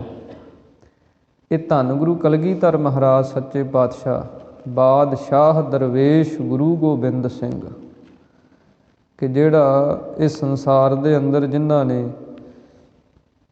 ਆਪਣੇ ਪੁੱਤਰਾਂ ਤੱਕ ਨੂੰ ਵੀ ਕੁਰਬਾਨ ਕਰ ਦਿੱਤਾ, ਆਪਣਾ ਸਭ ਕੁਝ ਨਿਸ਼ਾਵਰ ਕਰ ਦਿੱਤਾ। ਚਮਕੌਰ ਦੀ ਗੜ੍ਹੀ ਦੇ ਅੰਦਰ ਫਿਰ ਜਦੋਂ ਬਾਬਾ ਜੁਝਾਰ ਸਿੰਘ ਜੀ ਨੇ ਬੜਾ ਭਾਰੀ ਜੰਗ ਕੀਤਾ, ਸ਼ਾਮਾਂ ਦਾ ਸਮਾਂ ਹੋ ਗਿਆ, ਕਿਉਂਕਿ ਦੁਪਹਿਰ ਤੱਕ ਤੇ ਜਿਹੜੇ ਜਥੇ ਸਨ ਉਹ ਲੜਦੇ ਰਹੇ। ਫਿਰ ਦੁਪਹਿਰ ਵੇਲੇ ਬਾਬਾ ਅਜੀਤ ਸਿੰਘ ਸਾਹਿਬ ਜੀ ਨੇ ਜੰਗ ਲੜਿਆ। ਫਿਰ ਪਿਛਲੇ ਪਹਿਰ ਆ ਕੇ ਬਾਬਾ ਜੁਝਾਰ ਸਿੰਘ ਜੀ ਨੇ ਜੌਹਰ ਵਿਖਾਏ। ਅਤੇ ਜਿਵੇਂ ਜਿਵੇਂ ਸ਼ਾਮਾਂ ਹੋਈਆਂ, ਸ਼ਾਮਾਂ ਦੇ ਨਾਲ ਹੀ ਸਾਹਿਬਜ਼ਾਦਾ ਬਾਬਾ ਜੁਝਾਰ ਸਿੰਘ ਜੀ ਨੂੰ ਵੈਰੀਆਂ ਨੇ ਘੇਰ ਕੇ ਚਾਰੇ ਤਰਫਾਂ ਤੋਂ ਅਤੇ ਫਿਰ ਸ਼ਹੀਦ ਕੀਤਾ। ਧੰਨ ਗੁਰੂ ਕਲਗੀਧਰ ਮਹਾਰਾਜ ਸੱਚੇ ਪਾਤਸ਼ਾਹ ਜੀ ਨੇ ਸਾਰਾ ਨਜ਼ਾਰਾ ਵੇਖਿਆ ਅਤੇ ਰਾਤ ਦੇ ਸਮੇਂ ਸਤਿਗੁਰਾਂ ਨੇ ਇਹ ਸਿੰਘਾਂ ਨੂੰ ਕੀਤਾ ਕਿ ਕੱਲ੍ਹ ਨੂੰ ਜੰਗ ਦੇ ਮੈਦਾਨ ਦੇ ਅੰਦਰ ਅਸੀਂ ਆਪ ਜਾਵਾਂਗੇ। ਜਦੋਂ ਪਿਆਰੇ ਭਾਈ ਦਇਆ ਸਿੰਘ ਜੀ ਹੋਰ ਸਿੰਘਾਂ ਨੇ ਇਹ ਗੱਲਾਂ ਸੁਣੀਆਂ ਅਤੇ ਸਤਿਗੁਰਾਂ ਨੂੰ ਕਹਿਣ ਲੱਗੇ, ਮਹਾਰਾਜ ਨਹੀਂ, ਤੁਸੀਂ ਇੱਥੋਂ ਗੜ੍ਹੀ ਦੇ ਵਿੱਚੋਂ ਨਿਕਲੋ, ਇਹ ਜੰਗ ਯੁੱਧ ਅਸੀਂ ਕਰਾਂਗੇ। ਅਤੇ ਸਤਿਗੁਰੂ ਜੀ ਕਹਿਣ ਲੱਗੇ ਕਿ ਨਹੀਂ, ਅਸੀਂ ਖਾਲਸਾ ਪੰਥ ਸਾਜ ਦਿੱਤਾ ਹੈ, ਪੰਜਾਂ ਦੇ ਵਿੱਚ ਸਾਡਾ ਵਾਸਾ ਹੈ, ਪੰਜ ਸਿੰਘ ਜਿੱਥੇ ਵੀ ਆ ਉੱਥੇ ਅਸੀਂ ਹਾਜ਼ਰ ਨਾਜ਼ਰ ਹਾਂ। ਇਸ ਕਰਕੇ ਹੁਣ ਇਹ ਸਮਾਂ ਬਣਿਆ ਹੋਇਆ ਅਤੇ ਇਹਦੇ ਤੋਂ ਅਸੀਂ ਪਿੱਛੇ ਨਹੀਂ ਹਟ ਸਕਦੇ। ਫਿਰ ਉਸ ਸਮੇਂ ਜੋ ਪੰਜਾਂ ਪਿਆਰਿਆਂ ਨੂੰ ਸਤਿਗੁਰਾਂ ਨੇ ਇੱਕ ਪਾਵਰ ਬਖਸ਼ਿਸ਼ ਕੀਤੀ ਸੀ ਕਿ ਪੰਜ ਸਿੰਘ ਜੋ ਹੁਕਮ ਕਰ ਦੇਣਗੇ ਉਹ ਮੰਨਣਾ ਪੈਣਾ। ਉਸ ਸਮੇਂ ਫਿਰ ਪੰਜਾਂ ਸਿੰਘਾਂ ਨੇ ਇਹ ਹੁਕਮ ਕੀਤਾ ਕਿ ਤੁਹਾਨੂੰ ਪੰਥ ਵੱਲੋਂ ਹੁਕਮ ਹੈ, ਕਿ ਪੰਥ ਦਾ ਇਹ ਹੁਕਮ ਹੈ ਕਿ ਤੁਸੀਂ ਗੜ੍ਹੀ ਨੂੰ ਛੱਡੋ। ਫਿਰ ਸਤਿਗੁਰਾਂ ਨੇ ਪੰਚ ਪ੍ਰਵਾਨ ਪੰਚ ਪ੍ਰਧਾਨ ਪੰਚੇ ਪਾਵਹਿ ਦਰਗਹਿ ਮਾਨ, ਇਹ ਸਿਧਾਂਤ ਨੂੰ ਸਾਹਮਣੇ ਰੱਖਦਿਆਂ ਹੋਇਆਂ ਸਤਿਗੁਰਾਂ ਨੇ ਗੜ੍ਹੀ ਛੱਡਣ ਦਾ ਫੈਸਲਾ ਕੀਤਾ। ਅਤੇ ਨਾਲ ਹੀ ਸਤਿਗੁਰਾਂ ਨੇ ਇਹ ਬਚਨ ਕੀਤੇ ਕਿ ਇਹਨਾਂ ਨੂੰ ਵੰਗਾਰ ਕੇ ਤਾੜੀ ਮਾਰ ਕੇ ਇੱਥੋਂ ਨਿਕਲਣਾ ਹੈ। ਅਤੇ ਰਾਤ ਦੇ ਸਮੇਂ ਬਾਬਾ ਸੰਗਤ ਸਿੰਘ ਜੀ, ਜਿਨ੍ਹਾਂ ਦਾ ਨਾਮ ਸੰਤ ਸਿੰਘ ਕਰਕੇ ਵੀ ਕਈ ਇਤਿਹਾਸਕਾਰਾਂ ਨੇ ਲਿਖਿਆ, ਜਿਨ੍ਹਾਂ ਦਾ ਚਿਹਰਾ ਮੋਹਰਾ ਸ਼ਕਲ ਮਹਾਂਦਰਾ ਜਿਹੜਾ ਸੀ ਨਾ ਉਹ ਗੁਰੂ ਗੋਬਿੰਦ ਸਿੰਘ ਮਹਾਰਾਜ ਜੀ ਦੇ ਨਾਲ ਮਿਲਦਾ ਜੁਲਦਾ ਸੀ। ਉਸ ਸਿੰਘ ਨੂੰ ਸਤਿਗੁਰਾਂ ਨੇ ਆਪਣੀ ਜਿਗ੍ਹਾ ਕਲਗੀ ਤੋੜਾ ਬਖਸ਼ਿਸ਼ ਕਰਕੇ, ਆਪਣਾ ਚੋਲਾ ਬਖਸ਼ਿਸ਼ ਕਰਕੇ, ਜਿੱਥੇ ਸਤਿਗੁਰੂ ਜੀ ਜਿਸ ਅਟਾਰੀ ਦੇ ਅੰਦਰ ਆਪ ਬੈਠੇ ਸਨ ਉੱਥੇ ਉਸ ਨੂੰ ਬਿਠਾ ਕੇ ਅਤੇ ਆਪ ਸਤਿਗੁਰਾਂ ਨੇ ਗੜ੍ਹੀ ਦੇ ਵਿੱਚੋਂ ਬਾਹਰ ਜਦੋਂ ਨਿਕਲੇ ਅਤੇ ਤਾੜੀ ਮਾਰ ਕੇ ਅਤੇ ਉੱਚੀ ਆਵਾਜ਼ ਦੇ ਨਾਲ 3 ਵਾਰੀ ਆਖਿਆ, ਹਿੰਦ ਪੀਰ ਮੇਰ ਵੱਧ, ਕਿ ਹਿੰਦ ਦਾ ਪੀਰ ਇਸ ਧਰਤੀ ਤੋਂ ਜਾ ਰਿਹਾ, ਜੇ ਕਿਸੇ ਦੇ ਅੰਦਰ ਹਿੰਮਤ ਹੈ ਤਾਂ ਇਸ ਨੂੰ ਰੋਕ ਸਕਦਾ। ਉੱਧਰੋਂ ਗੜ੍ਹੀ ਦੇ ਅੰਦਰੋਂ ਸਿੰਘਾਂ ਨੇ ਨਗਾਰਾ ਵਜਾ ਦਿੱਤਾ, ਰਣ ਸਿੰਘਾ ਵਜਾ ਦਿੱਤਾ। ਜਿਹੜੀਆਂ ਫੌਜਾਂ ਸਨ ਰਾਤ ਦੇ ਸਮੇਂ ਹਫੜਾ ਦਫੜੀ ਪੈ ਗਈ ਕਿ ਕਿਤੇ ਹੱਲਾ ਹੋ ਗਿਆ। ਫੌਜਾਂ ਨੇ ਫਿਰ ਕੀ ਕੀਤਾ, ਜਿੱਧਰੋਂ ਆਵਾਜ਼ ਆਈ ਸੀ ਉਸ ਤਰਫ ਨੂੰ ਮਸ਼ਾਲਾਂ ਲੈ ਕੇ 2 ਮਸਾਲਾਂ ਅੱਗੇ ਜਗਾ ਕੇ ਟੋਲੀ ਨਿਕਲੀ ਅਤੇ ਸਤਿਗੁਰੂ ਗੁਰੂ ਗੋਬਿੰਦ ਸਿੰਘ ਮਹਾਰਾਜ ਜੀ ਨੇ ਇੱਕ ਤੀਰ ਪੱਥੇ ਦੇ ਵਿੱਚੋਂ ਕੱਢਿਆ, ਐਸਾ ਨਿਸ਼ਾਨਾ ਬਣਾ ਕੇ ਉਹਨਾਂ ਮਸਾਲਾਂ ਦੇ ਉੱਤੇ ਮਾਰਿਆ। ਮਸ਼ਾਲਾਂ ਬੁਝ ਗਈਆਂ। ਜਦੋਂ ਮਸ਼ਾਲਾਂ ਬੁਝੀਆਂ ਤਾਂ ਇਹਨਾਂ ਨੂੰ ਲੱਗਿਆ ਵੀ ਹੱਲਾ ਹੋ ਗਿਆ, ਆਪੋ ਵਿੱਚ ਦੀ ਲੜਨ ਲੱਗ ਪਏ। ਆਪੋ ਵਿੱਚ ਦੀ ਫੌਜ ਜਦੋਂ ਲੜਨ ਲੱਗ ਪਈ, ਆਪਣਿਆਂ ਨੂੰ ਹੀ ਮਾਰਨ ਲੱਗ ਪਈ।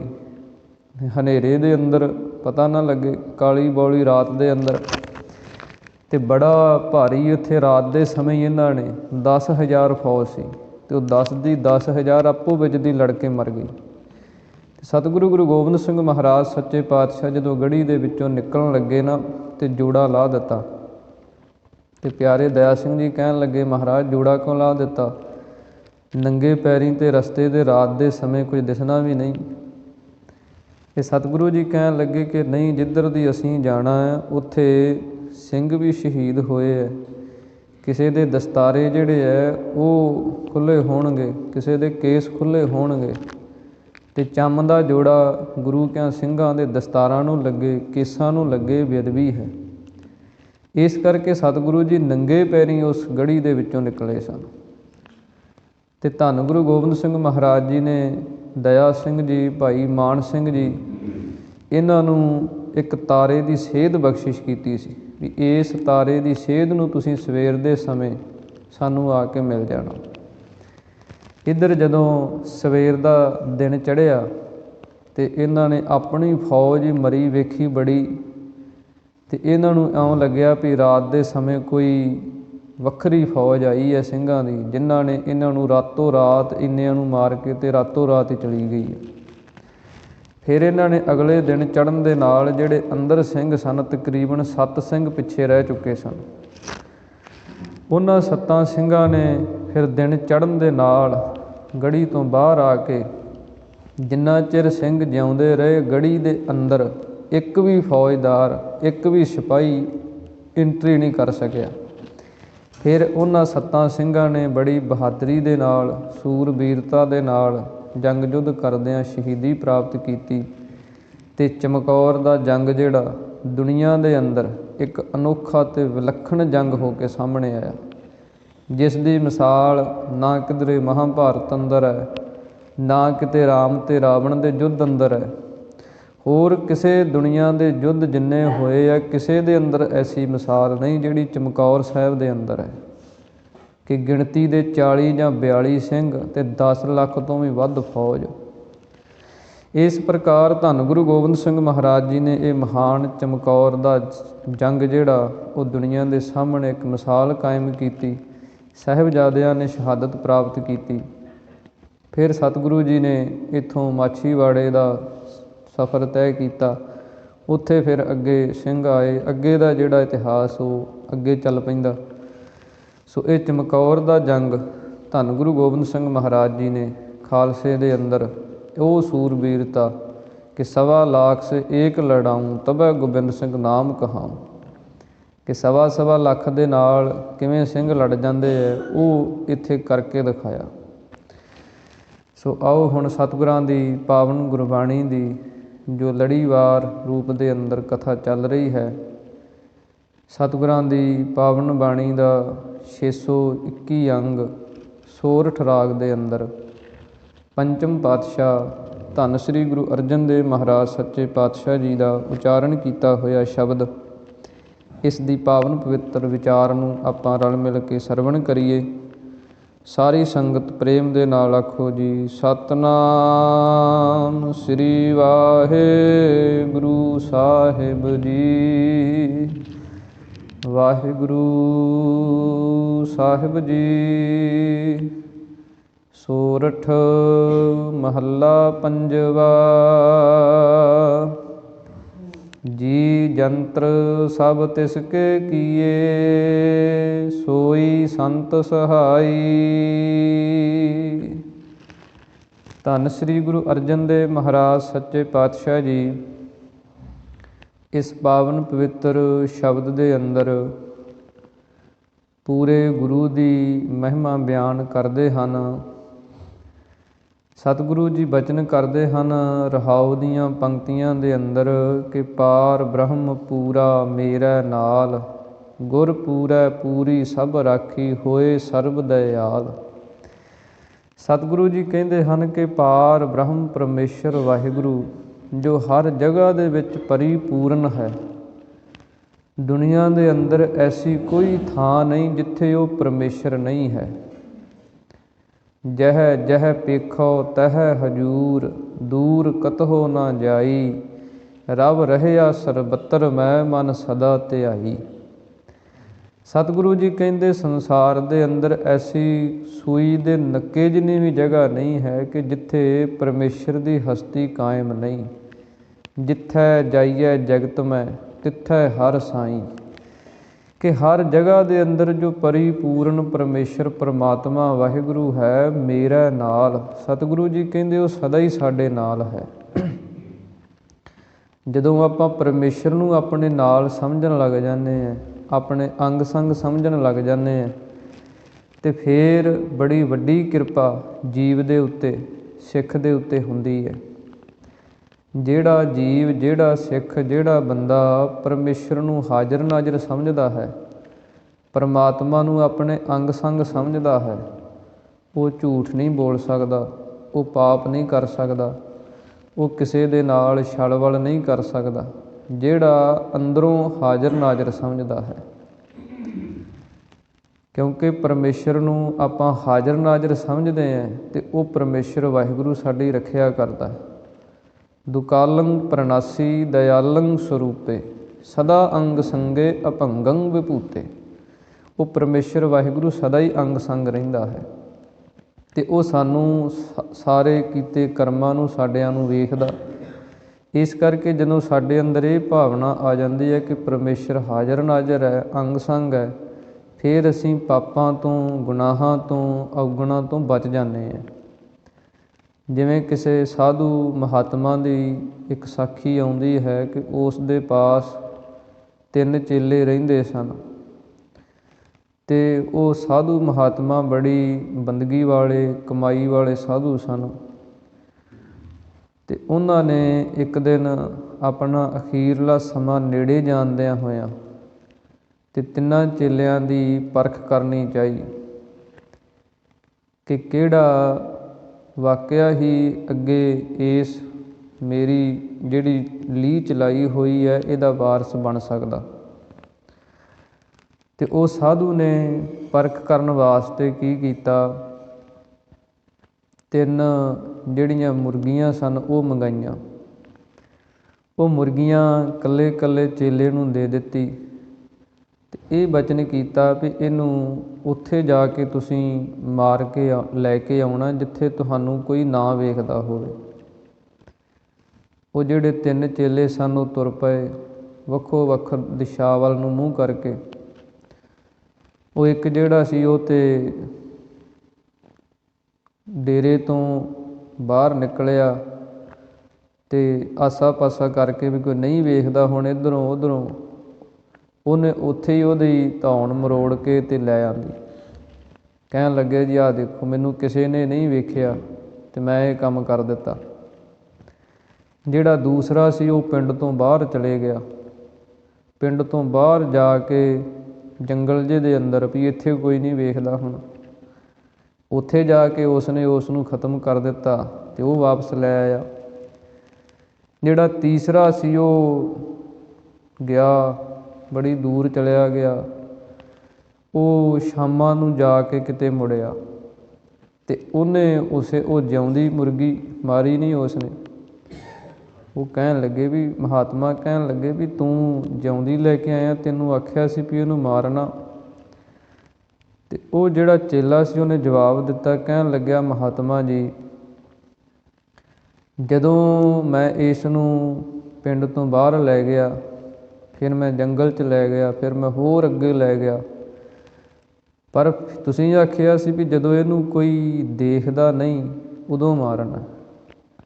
ਅਤੇ ਮਹਾਤਮਾ ਜੀ ਇਹ ਤਾਂ ਮੈਨੂੰ ਵੇਖ ਰਿਹਾ ਨਾ ਮੈਂ ਇਸ ਨੂੰ ਵੇਖ ਰਿਹਾ, ਅਤੇ ਜਿੱਥੇ ਵੀ ਜਾਂਦੇ ਹਾਂ ਖੁੱਲ੍ਹਾ ਆਕਾਸ਼ ਵੇਖ ਰਿਹਾ, ਇਹ ਚੰਦ ਅਤੇ ਸੂਰਜ ਗਵਾਹੀ ਭਰ ਰਹੇ ਹੈ, ਇਹ ਜਿੰਨੀ ਕੁੱਲ ਕਾਇਨਾਤ ਉਹ ਵੇਖ ਰਹੀ ਹੈ, ਜਿੰਨੇ ਪਸ਼ੂ ਪਰਿੰਦੇ ਹੋਰ ਵੇਖ ਰਹੇ ਹੈ ਵੀ ਇਹ ਸਭ ਕੁਝ ਤਾਂ ਉਹ ਦੇਖ ਰਿਹਾ ਪਰਮੇਸ਼ਰ ਵਾਹਿਗੁਰੂ। ਇਸ ਕਰਕੇ ਮੈਂ ਇਸ ਨੂੰ ਨਹੀਂ ਮਾਰ ਸਕਿਆ ਕਿ ਉਹ ਪਰਮਾਤਮਾ ਦੇਖ ਰਿਹਾ ਮੈਨੂੰ, ਇਸ ਕਰਕੇ ਮੈਂ ਇਹ ਪਾਪ ਨਹੀਂ ਕਰਨਾ।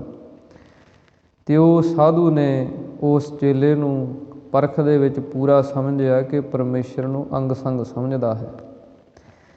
ਇਸੇ ਪ੍ਰਕਾਰ ਸਤਿਗੁਰੂ ਜੀ ਕਹਿੰਦੇ ਹਨ ਕਿ ਜਦੋਂ ਆਪਾਂ ਉਸ ਪਾਰ ਬ੍ਰਹਮ ਪਰਮੇਸ਼ਰ ਵਾਹਿਗੁਰੂ ਨੂੰ ਆਪਣੇ ਅੰਗ ਸੰਗ ਸਮਝਦੇ ਹਾਂ, ਸਦਾ ਨੇੜੇ ਸਮਝਦੇ ਹਾਂ, ਫਿਰ ਆਪਾਂ ਅਵਗੁਣਾਂ ਤੋਂ, ਗੁਨਾਹਾਂ ਤੋਂ ਬਚ ਜਾਂਦੇ ਹਾਂ ਅਤੇ ਉਹ ਸਾਡੀ ਰੱਖਿਆ ਵੀ ਪਰਮੇਸ਼ਰ ਵਾਹਿਗੁਰੂ ਕਰਦਾ ਹੈ। ਗੁਰ ਪੂਰੈ ਪੂਰੀ ਸਭ ਰਾਖੀ। ਜਦੋਂ ਆਪਾਂ ਗੁਰੂ ਨੂੰ ਅੰਗ ਸੰਗ ਸਮਝਦੇ ਹਾਂ ਅਤੇ ਗੁਰੂ ਵੀ ਰੱਖਿਆ ਕਰਦਾ ਹੈ। ਇਸ ਕਰਕੇ ਸਤਿਗੁਰੂ ਗੁਰੂ ਅਰਜਨ ਦੇਵ ਮਹਾਰਾਜ ਸੱਚੇ ਪਾਤਸ਼ਾਹ ਜੀ ਇਸ ਪਾਵਨ ਸ਼ਬਦ ਦੇ ਅੰਦਰ ਜੋ ਉਪਦੇਸ਼ ਬਖਸ਼ਿਸ਼ ਕਰਦੇ ਹਨ, ਜੀ ਜੰਤਰ ਸਭ ਤਿਸ ਕੇ ਕੀਏ ਸੋਈ ਸੰਤ ਸਹਾਈ। ਸਤਿਗੁਰੂ ਜੀ ਕਹਿੰਦੇ ਤਿਸ ਪਰਮੇਸ਼ਰ ਵਾਹਿਗੁਰੂ ਨੇ ਜਿੰਨੇ ਇਹ ਜੀਵ ਜੰਤਰ ਛੋਟੇ ਅਤੇ ਵੱਡੇ, ਸੂਖਮ ਅਤੇ ਸਥੂਲ ਪ੍ਰਕਾਰ ਦੀ ਜੋ ਸ੍ਰਿਸ਼ਟੀ ਹੈ, ਕਿਉਂਕਿ ਸੂਖਮ ਤੋਂ ਸੂਖਮ ਵੀ ਰਚਨਾ ਉਸ ਪਰਮੇਸ਼ਰ ਨੇ ਕੀਤੀ ਹੈ। ਜਿਵੇਂ ਕੋਈ ਅਣੂ, ਜੀਵਾਣੂ ਜਾਂ ਜਿਹੜੇ ਛੋਟੇ ਤੋਂ ਛੋਟੇ ਕਣ ਹੁੰਦੇ ਹੈ ਉਹ ਵੀ ਰਚਨਾ ਪਰ ਉਹ ਦਿਸਦੀ ਨਹੀਂ। ਜਿਸ ਨੂੰ ਵੱਡੇ ਵੱਡੇ ਸਾਇੰਸਦਾਨ ਆਪਣੇ ਮਾਈਕਰੋਸਕੋਪ ਦੇ ਰਾਹੀਂ ਜਾਂ ਹੋਰ ਤਰੀਕਿਆਂ ਦੇ ਨਾਲ ਵੇਖਦੇ ਆ ਕਿ ਬੜੀ ਛੋਟੀ ਗਿਣਤੀ ਦੇ ਅੰਦਰ ਹੁੰਦੇ ਅਤੇ ਬੜਾ ਆਕਾਰ ਉਹਨਾਂ ਦਾ ਸੂਖਮ ਰਚਨਾ ਹੈ। ਇਸ ਕਰਕੇ ਛੋਟੇ ਅਤੇ ਵੱਡੇ ਤਰ੍ਹਾਂ ਦੀ ਜਿਹੜੀ ਸੂਖਮ ਅਤੇ ਸਥੂਲ ਸ੍ਰਿਸ਼ਟੀ ਨੂੰ ਰਚਣ ਵਾਲਾ ਪਰਮੇਸ਼ਰ ਵਾਹਿਗੁਰੂ ਹੈ, ਸੋਈ ਸੰਤ ਸਹਾਈ। ਉਹੀ ਆਪਣੇ ਸੰਤਾਂ ਸੇਵਕਾਂ ਦੀ ਸਹਾਈ ਕਹੀਏ ਸਹਾਇਤਾ ਕਰਨ ਵਾਲਾ ਹੈ। ਉਹੀ ਪਰਮੇਸ਼ਰ ਵਾਹਿਗੁਰੂ ਦੁੱਖ ਦੇ ਸਮੇਂ, ਵਿਪਦਾ ਦੇ ਸਮੇਂ ਆਪਣੇ ਸੇਵਕਾਂ ਨੂੰ, ਆਪਣੇ ਸੰਤਾਂ ਭਗਤਾਂ ਨੂੰ ਬਚਾਉਣ ਵਾਲਾ, ਉਹਨਾਂ ਦੀ ਰੱਖਿਆ ਕਰਨ ਵਾਲਾ ਹੋ ਕੇ ਸਹਾਈ ਹੁੰਦਾ ਹੈ। ਆਪਣੇ ਸੇਵਕ ਕੀ ਆਪੇ ਰਾਖੈ, ਪੂਰਨ ਭਈ ਵਡਾਈ। ਸਤਿਗੁਰੂ ਜੀ ਉਚਾਰਨ ਕਰਦੇ ਹਨ, ਆਪਣੇ ਸੇਵਕਾਂ ਦੀ ਆਪੇ ਰਾਖੈ। ਆਪੇ ਹੀ ਉਹ ਪਰਮੇਸ਼ਰ ਵਾਹਿਗੁਰੂ ਰੱਖਿਆ ਕਰਦਾ ਹੈ। ਪੂਰਨ ਭਈ ਵਡਾਈ, ਇਹ ਉਹ ਪਰਮੇਸ਼ਰ ਵਾਹਿਗੁਰੂ ਦੀ ਜਿਹੜੀ ਵਡਿਆਈ ਹੈ ਨਾ, ਉਹ ਪੂਰਨ ਰੂਪ ਦੇ ਅੰਦਰ ਹੈ। ਕਿਉਂਕਿ ਉਹ ਆਪਣੇ ਭਗਤਾਂ ਦੀ ਰੱਖਿਆ ਜਦੋਂ ਕਰਦਾ ਹੈ ਅਤੇ ਉਹ ਕੁਝ ਨਹੀਂ ਵੇਖਦਾ, ਉਹ ਕਿਸੇ ਤੋਂ ਡਰਦਾ ਨਹੀਂ ਰੱਖਿਆ ਕਰਨ ਵੇਲੇ। ਉਹ ਇਹ ਨਹੀਂ ਕਿ ਅੱਧੀ ਵਿੱਚ ਅੱਧੀ ਰੱਖਿਆ ਕਰਦਾ, ਉਹ ਪੂਰਨ ਰੂਪ ਦੇ ਅੰਦਰ ਉਹਨਾਂ ਦੀ ਰੱਖਿਆ ਕਰਦਾ ਹੈ। ਜਿਵੇਂ ਭਗਤਾਂ ਦੇ ਆਪਾਂ ਜੀਵਨ ਪੜ੍ਹਦੇ ਹਾਂ, ਭਗਤ ਕਬੀਰ ਸਾਹਿਬ ਜੀ ਦਾ ਜੀਵਨ ਆਪਾਂ ਪੜ੍ਹਦੇ ਹਾਂ ਅਤੇ ਭਗਤ ਕਬੀਰ ਸਾਹਿਬ ਜੀ ਨੂੰ ਸਮੇਂ ਦੇ ਜਿਹੜੇ ਲੋਕ ਸਨ, ਸਮੇਂ ਦੀਆਂ ਜਿਹੜੇ ਉਹਨਾਂ ਦੀ ਗੱਲ ਨੂੰ ਨਹੀਂ ਸੀ ਮੰਨਦੇ, ਉਲਟ ਕੱਟਦੇ ਸਨ ਕਿ ਇਹ ਨੀਵੀਂ ਜਾਤ ਦਾ ਹੈ, ਜੁਲਾਹਾ ਹੈ, ਇਹ ਰੱਬ ਦੀ ਗੱਲ ਕਿਵੇਂ ਕਰ ਸਕਦਾ ਹੈ। ਕਹਿੰਦੇ ਇੱਕ ਵਾਰ ਭਗਤ ਕਬੀਰ ਸਾਹਿਬ ਜੀ ਨੂੰ ਹੱਥ ਪੈਰ ਬੰਨ੍ਹ ਕੇ ਅਤੇ ਗੰਗਾ ਦੇ ਵਿੱਚ ਸੁੱਟ ਦਿੱਤਾ। ਅਤੇ ਭਗਤ ਕਬੀਰ ਸਾਹਿਬ ਜੀ ਦੀ ਰੱਖਿਆ ਐਸੀ ਹੋਈ, ਭਗਤ ਜੀ ਨੇ ਬਚਨ ਉਚਾਰਨ ਕੀਤੇ ਹਨ, ਗੰਗਾ ਕੀ ਲਹਿਰ ਮੇਰੀ ਟੁੱਟੀ ਜੰਜੀਰ, ਮ੍ਰਿਗਸ਼ਾਲਾ ਪਰ ਬੈਠੇ ਕਬੀਰ। ਭਗਤ ਕਬੀਰ ਸਾਹਿਬ ਜੀ ਉਸ ਗੰਗਾ ਦੀਆਂ ਲਹਿਰਾਂ ਦੇ ਵਿੱਚ ਇਉਂ ਤਰਦੇ ਜਾਂਦੇ ਆ ਜਿਵੇਂ ਕੋਈ ਬੇੜੀ ਦੇ ਅੰਦਰ ਬੈਠਾ ਹੋਵੇ ਅਤੇ ਤਰਦਾ ਜਾਂਦਾ। ਇੱਦਾਂ ਪਰਮੇਸ਼ਰ ਵਾਹਿਗੁਰੂ ਜੀ ਰੱਖਿਆ ਕਰਨ ਵਾਲੇ ਹਨ। ਇਸੇ ਤਰ੍ਹਾਂ ਭਗਤ ਨਾਮਦੇਵ ਜੀ ਦੀ ਰੱਖਿਆ ਹੋਈ। ਜਦੋਂ ਰਾਜੇ ਨੇ ਆਖਿਆ ਕਿ ਇਹ ਗਊ ਜਿਹੜੀ ਹੈ ਇਹਨੂੰ ਮਰੀ ਨੂੰ ਜਿਉਂਦੀ ਕਰ ਦਿਓ, ਨਹੀਂ ਤਾਂ ਤੁਸੀਂ ਅੱਲਾ ਅੱਲਾ ਜਪੋ, ਰਾਮ ਛੱਡ ਦਿਓ, ਮੁਸਲਮਾਨ ਬਣੋ। ਉਸ ਸਮੇਂ ਵੀ ਭਗਤ ਨਾਮਦੇਵ ਜੀ ਦੀ ਰੱਖਿਆ ਹੋਈ। ਇਸੇ ਤਰ੍ਹਾਂ ਜਿੰਨੇ ਵੀ ਭਗਤ ਹਨ ਸਭ ਦੀ ਰੱਖਿਆ ਉਹ ਪਰਮੇਸ਼ਰ ਵਾਹਿਗੁਰੂ ਨੇ ਕੀਤੀ ਹੈ। ਆਪਣੇ ਸੇਵਕ ਕੀ ਆਪੇ ਰਾਖੈ। ਕਿਉਂਕਿ ਸਤਿਗੁਰਾਂ ਦੀ ਪਾਵਨ ਬਾਣੀ ਦੇ ਬਚਨ ਹਨ, ਸਕਲ ਸ੍ਰਿਸ਼ਟ ਕੋ ਧਨੀ ਕਹੀਜੈ, ਜਨ ਕਾ ਅੰਗ ਨਿਰਾਰੋ। ਭਾਵੇਂ ਉਹ ਪਰਮੇਸ਼ਰ ਵਾਹਿਗੁਰੂ ਇਹ ਸਾਰੇ ਸੰਸਾਰ ਦਾ ਮਾਲਕ ਹੈ, ਪਰ ਜਿਹੜੇ ਉਹਦੇ ਭਗਤ ਹਨ ਉਹਨਾਂ ਦੀ ਜਿਹੜੀ ਰੱਖਿਆ ਹੈ ਨਾ, ਉਹ ਵਿਸ਼ੇਸ਼ ਰੂਪ ਦੇ ਅੰਦਰ ਕਰਦਾ। ਉਹਨਾਂ ਦਾ ਪੱਖ ਉਹ ਪਰਮੇਸ਼ਰ ਵਾਹਿਗੁਰੂ ਵਿਸ਼ੇਸ਼ ਰੂਪ ਦੇ ਅੰਦਰ ਪੂਰਦਾ, ਕਿਉਂਕਿ ਉਹ ਉਹਦੇ ਬਣ ਕੇ ਜਿਉਂਦੇ ਇਸ ਧਰਤੀ 'ਤੇ। ਇਸ ਕਰਕੇ ਭਗਤ ਜਿਹੜੇ ਹੈ ਉਹ ਪਰਮੇਸ਼ਰ ਦਾ ਆਸਰਾ ਤੱਕਦੇ ਹੈ ਅਤੇ ਪਰਮੇਸ਼ਰ ਵਾਹਿਗੁਰੂ ਜਿਹੜਾ ਉਹ ਆਪਣੇ ਭਗਤਾਂ ਦੇ ਵੱਸ ਹੁੰਦਾ। ਜਿਵੇਂ ਸਤਿਗੁਰਾਂ ਨੇ ਪਾਵਨ ਬਾਣੀ ਦੇ ਅੰਦਰ ਬਚਨ ਹਨ ਕਿ ਪਰਮੇਸ਼ਰ ਵਾਹਿਗੁਰੂ ਜਿਹੜਾ ਹੈ ਉਹ ਭਗਤਾਂ ਦੇ ਪ੍ਰੇਮ ਦੇ ਵੱਸ ਦੇ ਵਿੱਚ ਸਭ ਕੁਝ ਹੀ ਕਰ ਦਿੰਦਾ, ਸਭ ਕੁਝ ਹੀ ਕਰਾ ਲੈਂਦੇ ਹੈ। ਭਗਤ ਧੰਨਾ ਜੀ ਦਾ ਜੀਵਨ ਪੜ੍ਹਦੇ ਹਾਂ ਆਪਾਂ, ਅਤੇ ਉਹ ਐਸੀ ਉਹਨਾਂ ਨੇ ਭਗਤੀ ਕੀਤੀ, ਭੋਲੇ ਭਾਏ ਮਿਲੈ ਰਘੁਰਾਇਆ। ਜਿਵੇਂ ਇੱਕ ਬੱਚੇ ਦਾ ਸੁਭਾਅ ਹੁੰਦਾ ਨਾ, ਬੱਚਾ ਕਿਸੇ ਚੀਜ਼ ਦੀ ਜਿੱਦ ਕਰਨ ਲੱਗ ਜਾਂਦਾ ਅਤੇ ਉਹ ਐਸੀ ਜਿੱਦ ਕਰਦਾ ਵੀ ਉਹਨੂੰ ਦੇਣੀ ਪੈਂਦੀ ਹੈ। ਕਹਿੰਦੇ ਭਗਤ ਧੰਨਾ ਜੀ ਦੀ ਐਸੀ ਬੱਚਿਆਂ ਵਾਲੀ ਬੁੱਧੀ ਹੋ ਗਈ ਕਿ ਪਰਮੇਸ਼ਰ ਦੇ ਹਾਜ਼ਰ ਨਾਜ਼ਰ ਸਮਝ ਕੇ ਕਹਿਣ ਲੱਗੇ ਕਿ ਪਹਿਲਾਂ ਤੁਸੀਂ ਭੋਜਨ ਛਕਣਾ ਅਤੇ ਫਿਰ ਮੈਂ ਛਕਣਾ।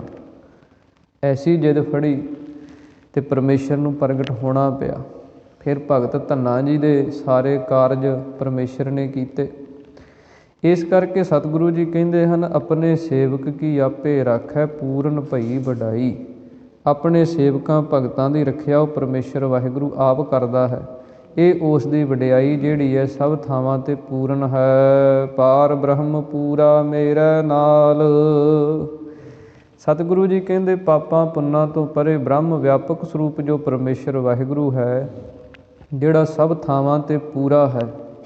ਇਹ ਨਹੀਂ ਕਿ ਇੱਕ ਜਗ੍ਹਾ 'ਤੇ ਉਹ ਘੱਟ ਹੈ, ਦੂਜੀ ਜਗ੍ਹਾ 'ਤੇ ਉਹ ਵੱਧ ਹੈ, ਵੀ ਜਿਵੇਂ ਕੀੜੀ ਦਾ ਆਕਾਰ ਬੜਾ ਛੋਟਾ ਹੈ ਅਤੇ ਉਹਦੇ ਅੰਦਰ ਉਹਦੀ ਸੱਤਾ ਛੋਟੀ ਹੈ, ਹਾਥੀ ਦਾ ਆਕਾਰ ਵੱਡਾ ਹੈ, ਉਹਦੇ ਅੰਦਰ ਦੀ ਸੱਤਾ ਵੱਡੀ ਹੈ। ਨਹੀਂ, ਜ਼ਮੀਨ ਜਮਾਨ ਕੇ ਬਿਖੈ, ਸਮਸਤ ਏਕ ਜੋਤ ਹੈ, ਨਾ ਘਾਟ ਹੈ ਨਾ ਬਾੜ ਹੈ, ਨਾ ਘਾਟ ਬਾੜ ਹੋਤ ਹੈ। ਜ਼ਮੀਨ ਤੋਂ ਲੈ ਕੇ ਅਸਮਾਨ ਤੱਕ, ਕੀੜੀ ਤੋਂ ਲੈ ਕੇ ਹਾਥੀ ਤੱਕ ਜਿੰਨੀ ਰਚਨਾ ਹੈ ਸਭ ਦੇ ਅੰਦਰ ਹੀ ਉਹਦੀ ਸੱਤਾ ਹੈ। ਇੱਥੋਂ ਤੱਕ ਬਚਨ ਹਨ ਕਿ ਕੀੜਾ ਥਾਪ ਦੇ ਪਾਤਸ਼ਾਹੀ, ਲਸ਼ਕਰ ਕਰੇ ਸੁਆਹ। ਜੇ ਉਹ ਪਰਮੇਸ਼ਰ ਆਪਣੀ ਆਈ 'ਤੇ ਆ ਜੇ, ਕਹਿੰਦੇ ਇੱਕ ਕੀੜੇ ਨੂੰ ਬਾਦਸ਼ਾਹੀ ਬਖਸ਼ ਸਕਦਾ ਅਤੇ ਉਸ ਕੀੜੇ ਰਾਹੀਂ ਲੱਖਾਂ ਕਰੋੜਾਂ ਫੌਜਾਂ ਦਾ ਨਾਸ਼ ਕਰਾ ਸਕਦਾ। ਐਸੀ ਉਹਦੇ ਅੰਦਰ ਸਮਰੱਥਾ ਹੈ। ਨੀਕੀ ਕੀਰੀ ਮਹਿ ਕਲ ਰੱਖ ਹੈ, ਭਸਮ ਕਰੈ ਲਸ਼ਕਰ ਕੋਟ ਲੱਖ ਹੈ।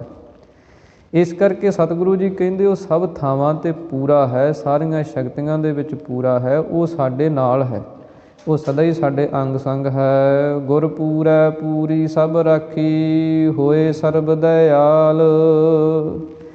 ਸਤਿਗੁਰੂ ਜੀ ਕਹਿੰਦੇ ਉਸੇ ਪਰਮੇਸ਼ਰ ਦਾ ਹੀ ਸਰੂਪ ਅੱਗੇ ਗੁਰੂ ਸਾਹਿਬਾਨ ਉਹ ਪੂਰੇ ਹਨ ਅਤੇ ਉਹਨਾਂ ਪੂਰੇ ਗੁਰੂਆਂ ਨੇ ਪੂਰੀ ਸਭ ਰਾਖੀ, ਸਭ ਤਰ੍ਹਾਂ ਕਰਕੇ ਪੂਰਨ ਰੂਪ ਦੇ ਅੰਦਰ ਸਾਡੀ ਰੱਖਿਆ ਕੀਤੀ ਹੈ। ਹੋਏ ਸਰਬ ਦਇਆਲ, ਸਭ ਤਰ੍ਹਾਂ ਕਰਕੇ ਉਹ ਦਿਆਲੂ ਅਤੇ ਕਿਰਪਾਲੂ ਸਾਡੇ ਉੱਤੇ ਹੋਏ ਹਨ। ਰਹਾਉ ਅਨ ਦਿਨ ਨਾਨਕ ਨਾਮ ਧਿਆਏ, ਜੀ ਪ੍ਰਾਨ ਕਾ ਦਾਤਾ। ਸਤਿਗੁਰੂ ਗੁਰੂ ਅਰਜਨ ਦੇਵ ਮਹਾਰਾਜ ਬਚਨ ਕਰਦੇ ਹਨ ਕਿ ਅਨ ਦਿਨ, ਹਰ ਰੋਜ਼ ਐਸੇ ਪਰਮੇਸ਼ਰ ਦੇ ਨਾਮ ਨੂੰ ਧਿਆਉਣਾ ਕਰੀਏ। ਜੀ ਪ੍ਰਾਨ ਕਾ ਦਾਤਾ, ਜਿਹੜਾ ਪਰਮੇਸ਼ਰ ਵਾਹਿਗੁਰੂ ਸਾਡੇ ਇਸ ਜਿੰਦ ਜਾਨ ਨੂੰ ਪ੍ਰਾਣਾਂ ਦਾ ਦਾਤਾ ਦੇਣ ਵਾਲਾ ਹੈ, ਜਿਸ ਨੇ ਸਾਡੀ ਜਿੰਦ ਜਾਨ ਬਖਸ਼ਿਸ਼ ਕੀਤੀ ਹੈ, ਸਾਨੂੰ ਸਵਾਸ ਬਖਸ਼ਿਸ਼ ਕੀਤੇ ਹੈ। ਸਵਾਸ ਜਿਹੜੇ ਆ ਉਹ ਪਰਮੇਸ਼ਰ ਨੇ ਦਿੱਤੇ ਹੈ, ਸਾਨੂੰ ਨਹੀਂ ਪਤਾ ਕਿੰਨੇ ਸਾਡੇ ਲਿਖੇ ਹੈ, ਕਿੱਥੇ ਜਾ ਕੇ ਸਾਡੇ ਪੂਰੇ ਹੋ ਜਾਣੇ ਹੈ। ਗਣ ਘਾਲੇ ਸਭ ਦਿਵਸ ਸਾਸ, ਨਹਿ ਵੱਢਣ ਘਟਣ ਤਿਲ ਸਾਰ। ਐਸੇ ਸਾਹ ਉਸ ਪਰਮੇਸ਼ਰ ਨੇ ਪਾਏ ਹੈ ਕਿ ਜਦੋਂ ਇਹ ਪੂਰੇ ਹੋਣ ਵਾਲੇ ਹੁੰਦੇ ਹੈ ਅਤੇ ਦੁਨੀਆ ਦੇ ਅੰਦਰ ਐਸੀ ਕੋਈ ਦਵਾਈ ਨਹੀਂ, ਕੋਈ ਐਸਾ ਹਕੀਮ ਵੈਦ ਡਾਕਟਰ ਨਹੀਂ ਬਣਿਆ ਜਿਹੜਾ ਸਾਹ ਮੁੱਲ ਦੇ ਦੇਵੇ ਵੀ ਆਹ 10 ਸਾਹ 15 ਸਾਹ ਮੁੱਲ ਲੈ ਲਓ, ਨਹੀਂ ਮਿਲਦੇ। ਇਸ ਕਰਕੇ ਇਹਨਾਂ ਦਾ ਦਾਤਾ, ਇਹਨਾਂ ਨੂੰ ਦੇਣ ਵਾਲਾ ਜਿਹੜਾ ਹੈ ਨਾ, ਉਹ ਪਰਮੇਸ਼ਰ ਵਾਹਿਗੁਰੂ ਹੈ। ਇਸ ਕਰਕੇ ਸਤਿਗੁਰੂ ਜੀ ਕਹਿੰਦੇ ਉਹਦੇ ਨਾਮ ਨੂੰ ਐ ਜੀਵ ਦਿਨੇ ਰਾਤ ਹਰ ਸਮੇਂ ਧਿਆਉਣਾ ਕਰ। ਆਪਣੇ ਦਾਸ ਕਉ ਕੰਠ ਲਾਏ ਰੱਖੈ, ਜਿਉ ਬਾਰਿਕ ਪਿਤ ਮਾਤਾ। ਸਤਿਗੁਰੂ ਜੀ ਕਹਿੰਦੇ ਆਪਣੇ ਦਾਸਾਂ ਨੂੰ, ਆਪਣੇ ਸੇਵਕਾਂ ਨੂੰ ਉਹ ਪਰਮੇਸ਼ਰ ਵਾਹਿਗੁਰੂ ਕੰਠ ਦੇ ਨਾਲ ਲਾ ਕੇ ਰੱਖਦਾ, ਗਲ ਦੇ ਨਾਲ ਲਾ ਕੇ ਰੱਖਦਾ। ਕਿਸ ਤਰ੍ਹਾਂ ਲਾ ਕੇ ਰੱਖਦਾ? ਜਿਉਂ ਬਾਰਿਕ ਪਿਤ ਮਾਤਾ, ਜਿਵੇਂ ਇੱਕ ਬੱਚਾ ਹੁੰਦਾ ਹੈ ਨਾ, ਕਦੇ ਉਸ ਨੂੰ ਮਾਂ ਆਪਣੇ ਗਲ ਦੇ ਨਾਲ ਲਾਉਂਦੀ ਹੈ, ਕਦੇ ਪਿਤਾ ਆਪਣੇ ਗਲ ਦੇ ਨਾਲ ਲਾਉਂਦਾ ਹੈ ਵੀ ਉਹਨੂੰ ਐਸਾ ਲਾਡ ਕਰਦੇ ਹੈ, ਪ੍ਰੇਮ ਕਰਦੇ ਹੈ ਵੀ ਉਹਦੇ ਤੋਂ ਬਿਨਾਂ ਉਹ ਰਹਿ ਹੀ ਨਹੀਂ ਸਕਦੇ। ਪਿਤਾ ਦਾ ਵੀ ਧਿਆਨ ਬੱਚੇ ਵੱਲ ਹੈ, ਮਾਤਾ ਦਾ ਵੀ ਧਿਆਨ ਬੱਚੇ ਵੱਲ ਹੈ, ਹਰ ਸਮੇਂ ਉਸ ਨੂੰ ਚੁੱਕ ਕੇ ਰੱਖਦੇ ਹੈ। ਜਦੋਂ ਛੋਟਾ ਹੁੰਦਾ ਕਿੱਡਾ ਉਹਦੇ ਨਾਲ ਲਾਡ ਪ੍ਰੇਮ ਕੀਤਾ ਜਾਂਦਾ। ਇਸੇ ਤਰ੍ਹਾਂ ਹੀ ਉਹ ਪਰਮੇਸ਼ਰ ਵਾਹਿਗੁਰੂ ਹੈ, ਉਹਦੇ ਜਿਹੜੇ ਬੱਚੇ ਹਨ ਉਹਦੇ ਭਗਤ ਹਨ। ਸੰਤ ਸਾਈਂ ਕੇ ਲਾਡਲੇ, ਸੰਤ ਸਾਈਂ ਕੇ ਪੂਤ, ਕਿ ਜਿਹੜੇ ਸੰਤ ਸੇਵਕ ਹਨ ਉਹ ਪਰਮੇਸ਼ਰ ਵਾਹਿਗੁਰੂ ਦੇ ਲਾਡਲੇ ਸਪੁੱਤਰ ਹਨ। ਇਸ ਕਰਕੇ ਸਤਿਗੁਰੂ ਜੀ ਕਹਿੰਦੇ ਉਹ ਪਰਮੇਸ਼ਰ ਵਾਹਿਗੁਰੂ ਆਪਣੇ ਸੰਤਾਂ ਦਾਸਾਂ ਸੇਵਕਾਂ ਭਗਤਾਂ ਨੂੰ ਕੰਠ ਦੇ ਨਾਲ, ਅਭੇਦ ਨਿਸ਼ਚੇ ਰੂਪੀ ਜਿਹੜਾ ਕੰਠ ਹੈ, ਅਭੇਦ ਨਿਸ਼ਚੇ ਰੂਪੀ ਕੀ ਹੁੰਦਾ ਕਿ ਪਰਮੇਸ਼ਰ ਉਹਨਾਂ ਨੂੰ ਆਪਣੇ ਸਰੂਪ ਦੇ ਵਿੱਚ ਮੇਲ ਕੇ ਰੱਖਦਾ। ਕਿਉਂਕਿ ਆਤਮਾ ਸਾਡੇ ਅੰਦਰ ਉਸ ਪਰਮੇਸ਼ਰ ਦੀ ਹੈ, ਉਸੇ ਪ੍ਰਮਾਤਮਾ ਦੀ ਅੰਦਰ ਸਾਡੇ ਆਤਮਾ ਹੈ, ਜੋਤ ਹੈ। ਮਨ ਤੂੰ ਜੋਤ ਸਰੂਪ ਹੈ, ਆਪਣਾ ਮੂਲ ਪਛਾਣ। ਉਹ ਜਿਹੜੀ ਜੋਤ ਹੈ, ਉਹ ਜਿਹੜੀ ਆਤਮਾ ਹੈ, ਉਹ ਪਰਮੇਸ਼ਰ ਵਾਹਿਗੁਰੂ ਦੇ ਵਿੱਚ ਮਿਲੀ ਹੁੰਦੀ ਉਹਨਾਂ ਸੰਤਾਂ ਭਗਤਾਂ ਸੇਵਕਾਂ ਦੀ। ਇਸ ਕਰਕੇ ਉਹ ਪਰਮੇਸ਼ਰ ਦੇ ਸਦਾ ਹੀ ਗਲ ਦੇ ਨਾਲ ਲੱਗੇ ਰਹਿੰਦੇ ਹੈ। ਅਤੇ ਜਿਵੇਂ ਮਾਤਾ ਪਿਤਾ ਬੱਚੇ ਦੀ ਪਾਲਣਾ ਪੋਸ਼ਣਾ ਰੱਖਿਆ ਕਰਦਾ ਹੈ, ਕਿਉਂਕਿ ਬੱਚੇ ਦਾ ਜਿਹੜਾ ਸੁਭਾਅ ਹੁੰਦਾ ਹੈ ਉਹਨੂੰ ਕੋਈ ਸੂਝ ਬੂਝ ਨਹੀਂ ਹੁੰਦੀ। ਸਤਿਗੁਰਾਂ ਦੀ ਪਾਵਨ ਬਾਣੀ ਦੇ ਬਚਨ ਹਨ, ਚੰਚਲ ਮਤ ਬਾਰਕ ਬਪਰੇ ਕੀ, ਸਰਪ ਅਗਨ ਕਰ ਮੇਲੈ। ਕਿ ਬੱਚੇ ਦੀ ਬੁੱਧੀ ਇੱਦਾਂ ਦੀ ਹੁੰਦੀ ਆ, ਉਸ ਨੂੰ ਅੱਗ ਵੀ ਸੋਹਣੀ ਲੱਗਦੀ ਹੈ ਉਸ ਨੂੰ ਸੱਪ ਤੁਰਿਆ ਫਿਰਦਾ ਵਿਹੜੇ 'ਚ ਉਹ ਵੀ ਸੋਹਣਾ ਲੱਗਦਾ। ਉਹ ਅੱਗ ਦੇ ਵੱਲ ਵੀ ਭੱਜ ਕੇ ਜਾਂਦਾ, ਉਹਨੂੰ ਫੜਨ ਦੀ ਕੋਸ਼ਿਸ਼ ਕਰਦਾ, ਪਰ ਮਾਤਾ ਪਿਤਾ ਕੀ ਕਰਦੇ ਆ, ਰੋਕਦੇ ਆ ਵੀ ਇਹਨੂੰ ਪਤਾ ਨਹੀਂ ਅੱਗ ਬਾਰੇ। ਜੇ ਉਹ ਸੱਪ ਵੱਲ ਜਾਂਦਾ ਅਤੇ ਸੱਪ ਵੱਲੋਂ ਵੀ ਮੋੜਦੇ ਆ ਵੀ ਨਹੀਂ, ਇਹਨੂੰ ਪਤਾ ਨਹੀਂ, ਇਹਦਾ ਨੁਕਸਾਨ ਹੋ ਸਕਦਾ। ਇਸੇ ਤਰ੍ਹਾਂ ਹੀ ਸੰਸਾਰ ਦੇ ਅੰਦਰ ਮਾਇਆ ਜਿਹੜੀ ਹੈ ਉਹ ਅੱਗ ਦੀ ਨਿਆਈ ਹੈ। ਇਸੇ ਮਾਇਆ ਨੂੰ ਸੱਪ ਵੀ ਕਿਹਾ, ਨਾਗਣੀ ਵੀ ਕਿਹਾ। ਇਹ ਮਾਇਆ ਜਿਹੜੀ ਹੈ ਇਹ ਪਰਮੇਸ਼ਰ ਵਾਹਿਗੁਰੂ ਦੇ ਭਗਤ ਜਿਹੜੇ ਹੈ, ਬੱਚੇ ਜਿਹੜੇ ਹਨ, ਉੱਧਰੋਂ ਰੋਕ ਕੇ ਰੱਖਦਾ ਅਤੇ ਪਰਮੇਸ਼ਰ ਰੱਖਦਾ, ਪਰਮਾਤਮਾ ਵਾਹਿਗੁਰੂ ਰੱਖਦਾ। ਨਹੀਂ ਤਾਂ ਮਾਇਆ ਬੜੀ ਬਲੀ ਹੈ, ਸਭ ਨੂੰ ਖਿੱਚਦੀ ਆਪਣੇ ਵੱਲ। ਪਰ ਜਿਨ੍ਹਾਂ ਦੇ ਉੱਤੇ ਉਹ ਕਿਰਪਾ ਕਰ ਦਿੰਦਾ ਹੈ ਨਾ, ਉਹ ਉਹਨਾਂ ਦਾ ਪਿਤਾ ਬਣ ਜਾਂਦਾ, ਮਾਤਾ ਬਣ ਜਾਂਦਾ ਪਰਮੇਸ਼ਰ। ਉਹ ਆਪਣੇ ਬੱਚਿਆਂ ਨੂੰ ਬਚਾ ਲੈਂਦਾ। ਸੁਤ ਅਪਰਾਧ ਕਰਤ ਹੈ ਜੇਤੇ, ਜਨਨੀ ਚੀਤ ਨਾ ਰੱਖ ਸਤੇਤੇ। ਰਾਮਈਆ ਹੋ ਬਾਰਕ ਤੇਰਾ, ਕਾਹੇ ਨਾ ਖੰਡਸ ਅਵਗਣ ਮੇਰਾ।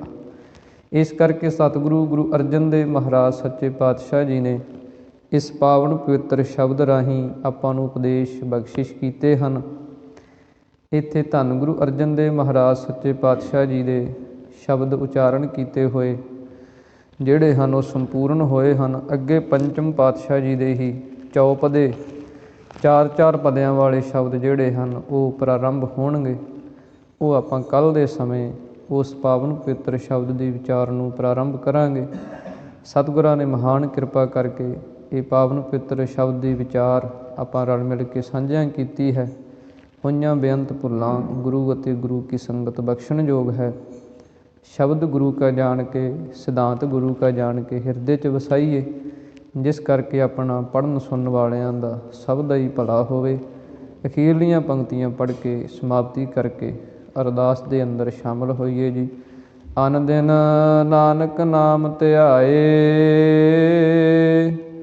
ਜੀ ਪ੍ਰਾਨ ਕਾ ਦਾਤਾ। ਆਪਣੇ ਦਾਸ ਕੋ ਕੰਠ ਲਾਏ ਰੱਖੈ, ਜਿਉ ਬਾਰਕ ਪਿਤ ਮਾਤਾ।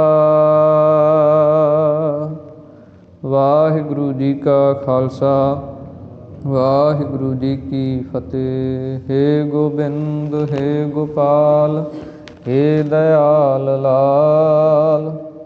ਪ੍ਰਾਣਨਾਥ ਅਨਾਥ ਸਖੇ, ਦੀਨ ਦਰਦ ਨਿਵਾਰ। ਹੇ ਸਮਰੱਥ ਅਗਮ ਪੂਰਨ, ਮੋਹਿ ਮਇਆ ਧਾਰ। ਅੰਧਕੂਪ ਮਹਾ ਭਿਆਨ, ਨਾਨਕ ਪਾਰ ਉਤਾਰ। ਆਏ ਪ੍ਰਭ ਸਰਨਾਗਤੀ, ਕਿਰਪਾ ਨਿਧ ਦਇਆਲ। ਏਕ ਅੱਖਰ ਹਰ ਮਨ ਬਸਤ, ਨਾਨਕ ਹੋਤ ਨਿਹਾਲ। ਜਲ ਥਲ ਮਹੀਅਲ ਪੂਰਿਆ, ਸੁਆਮੀ ਸਿਰਜਣਹਾਰ। ਅਨਕ ਭਾਂਤ ਹੋਏ ਪਸਰਿਆ, ਨਾਨਕ ਏਕੰਕਾਰ। ਵਾਹਿਗੁਰੂ ਨਾਮ ਜਹਾਜ ਹੈ, ਚੜ੍ਹੇ ਸੋ ਤਰੇ ਪਾਰ। ਜੋ ਸ਼ਰਧਾ ਕਰ ਸੇਵੰਦੇ, ਗੁਰੂ ਪਾਰ ਉਤਾਰਨਹਾਰ।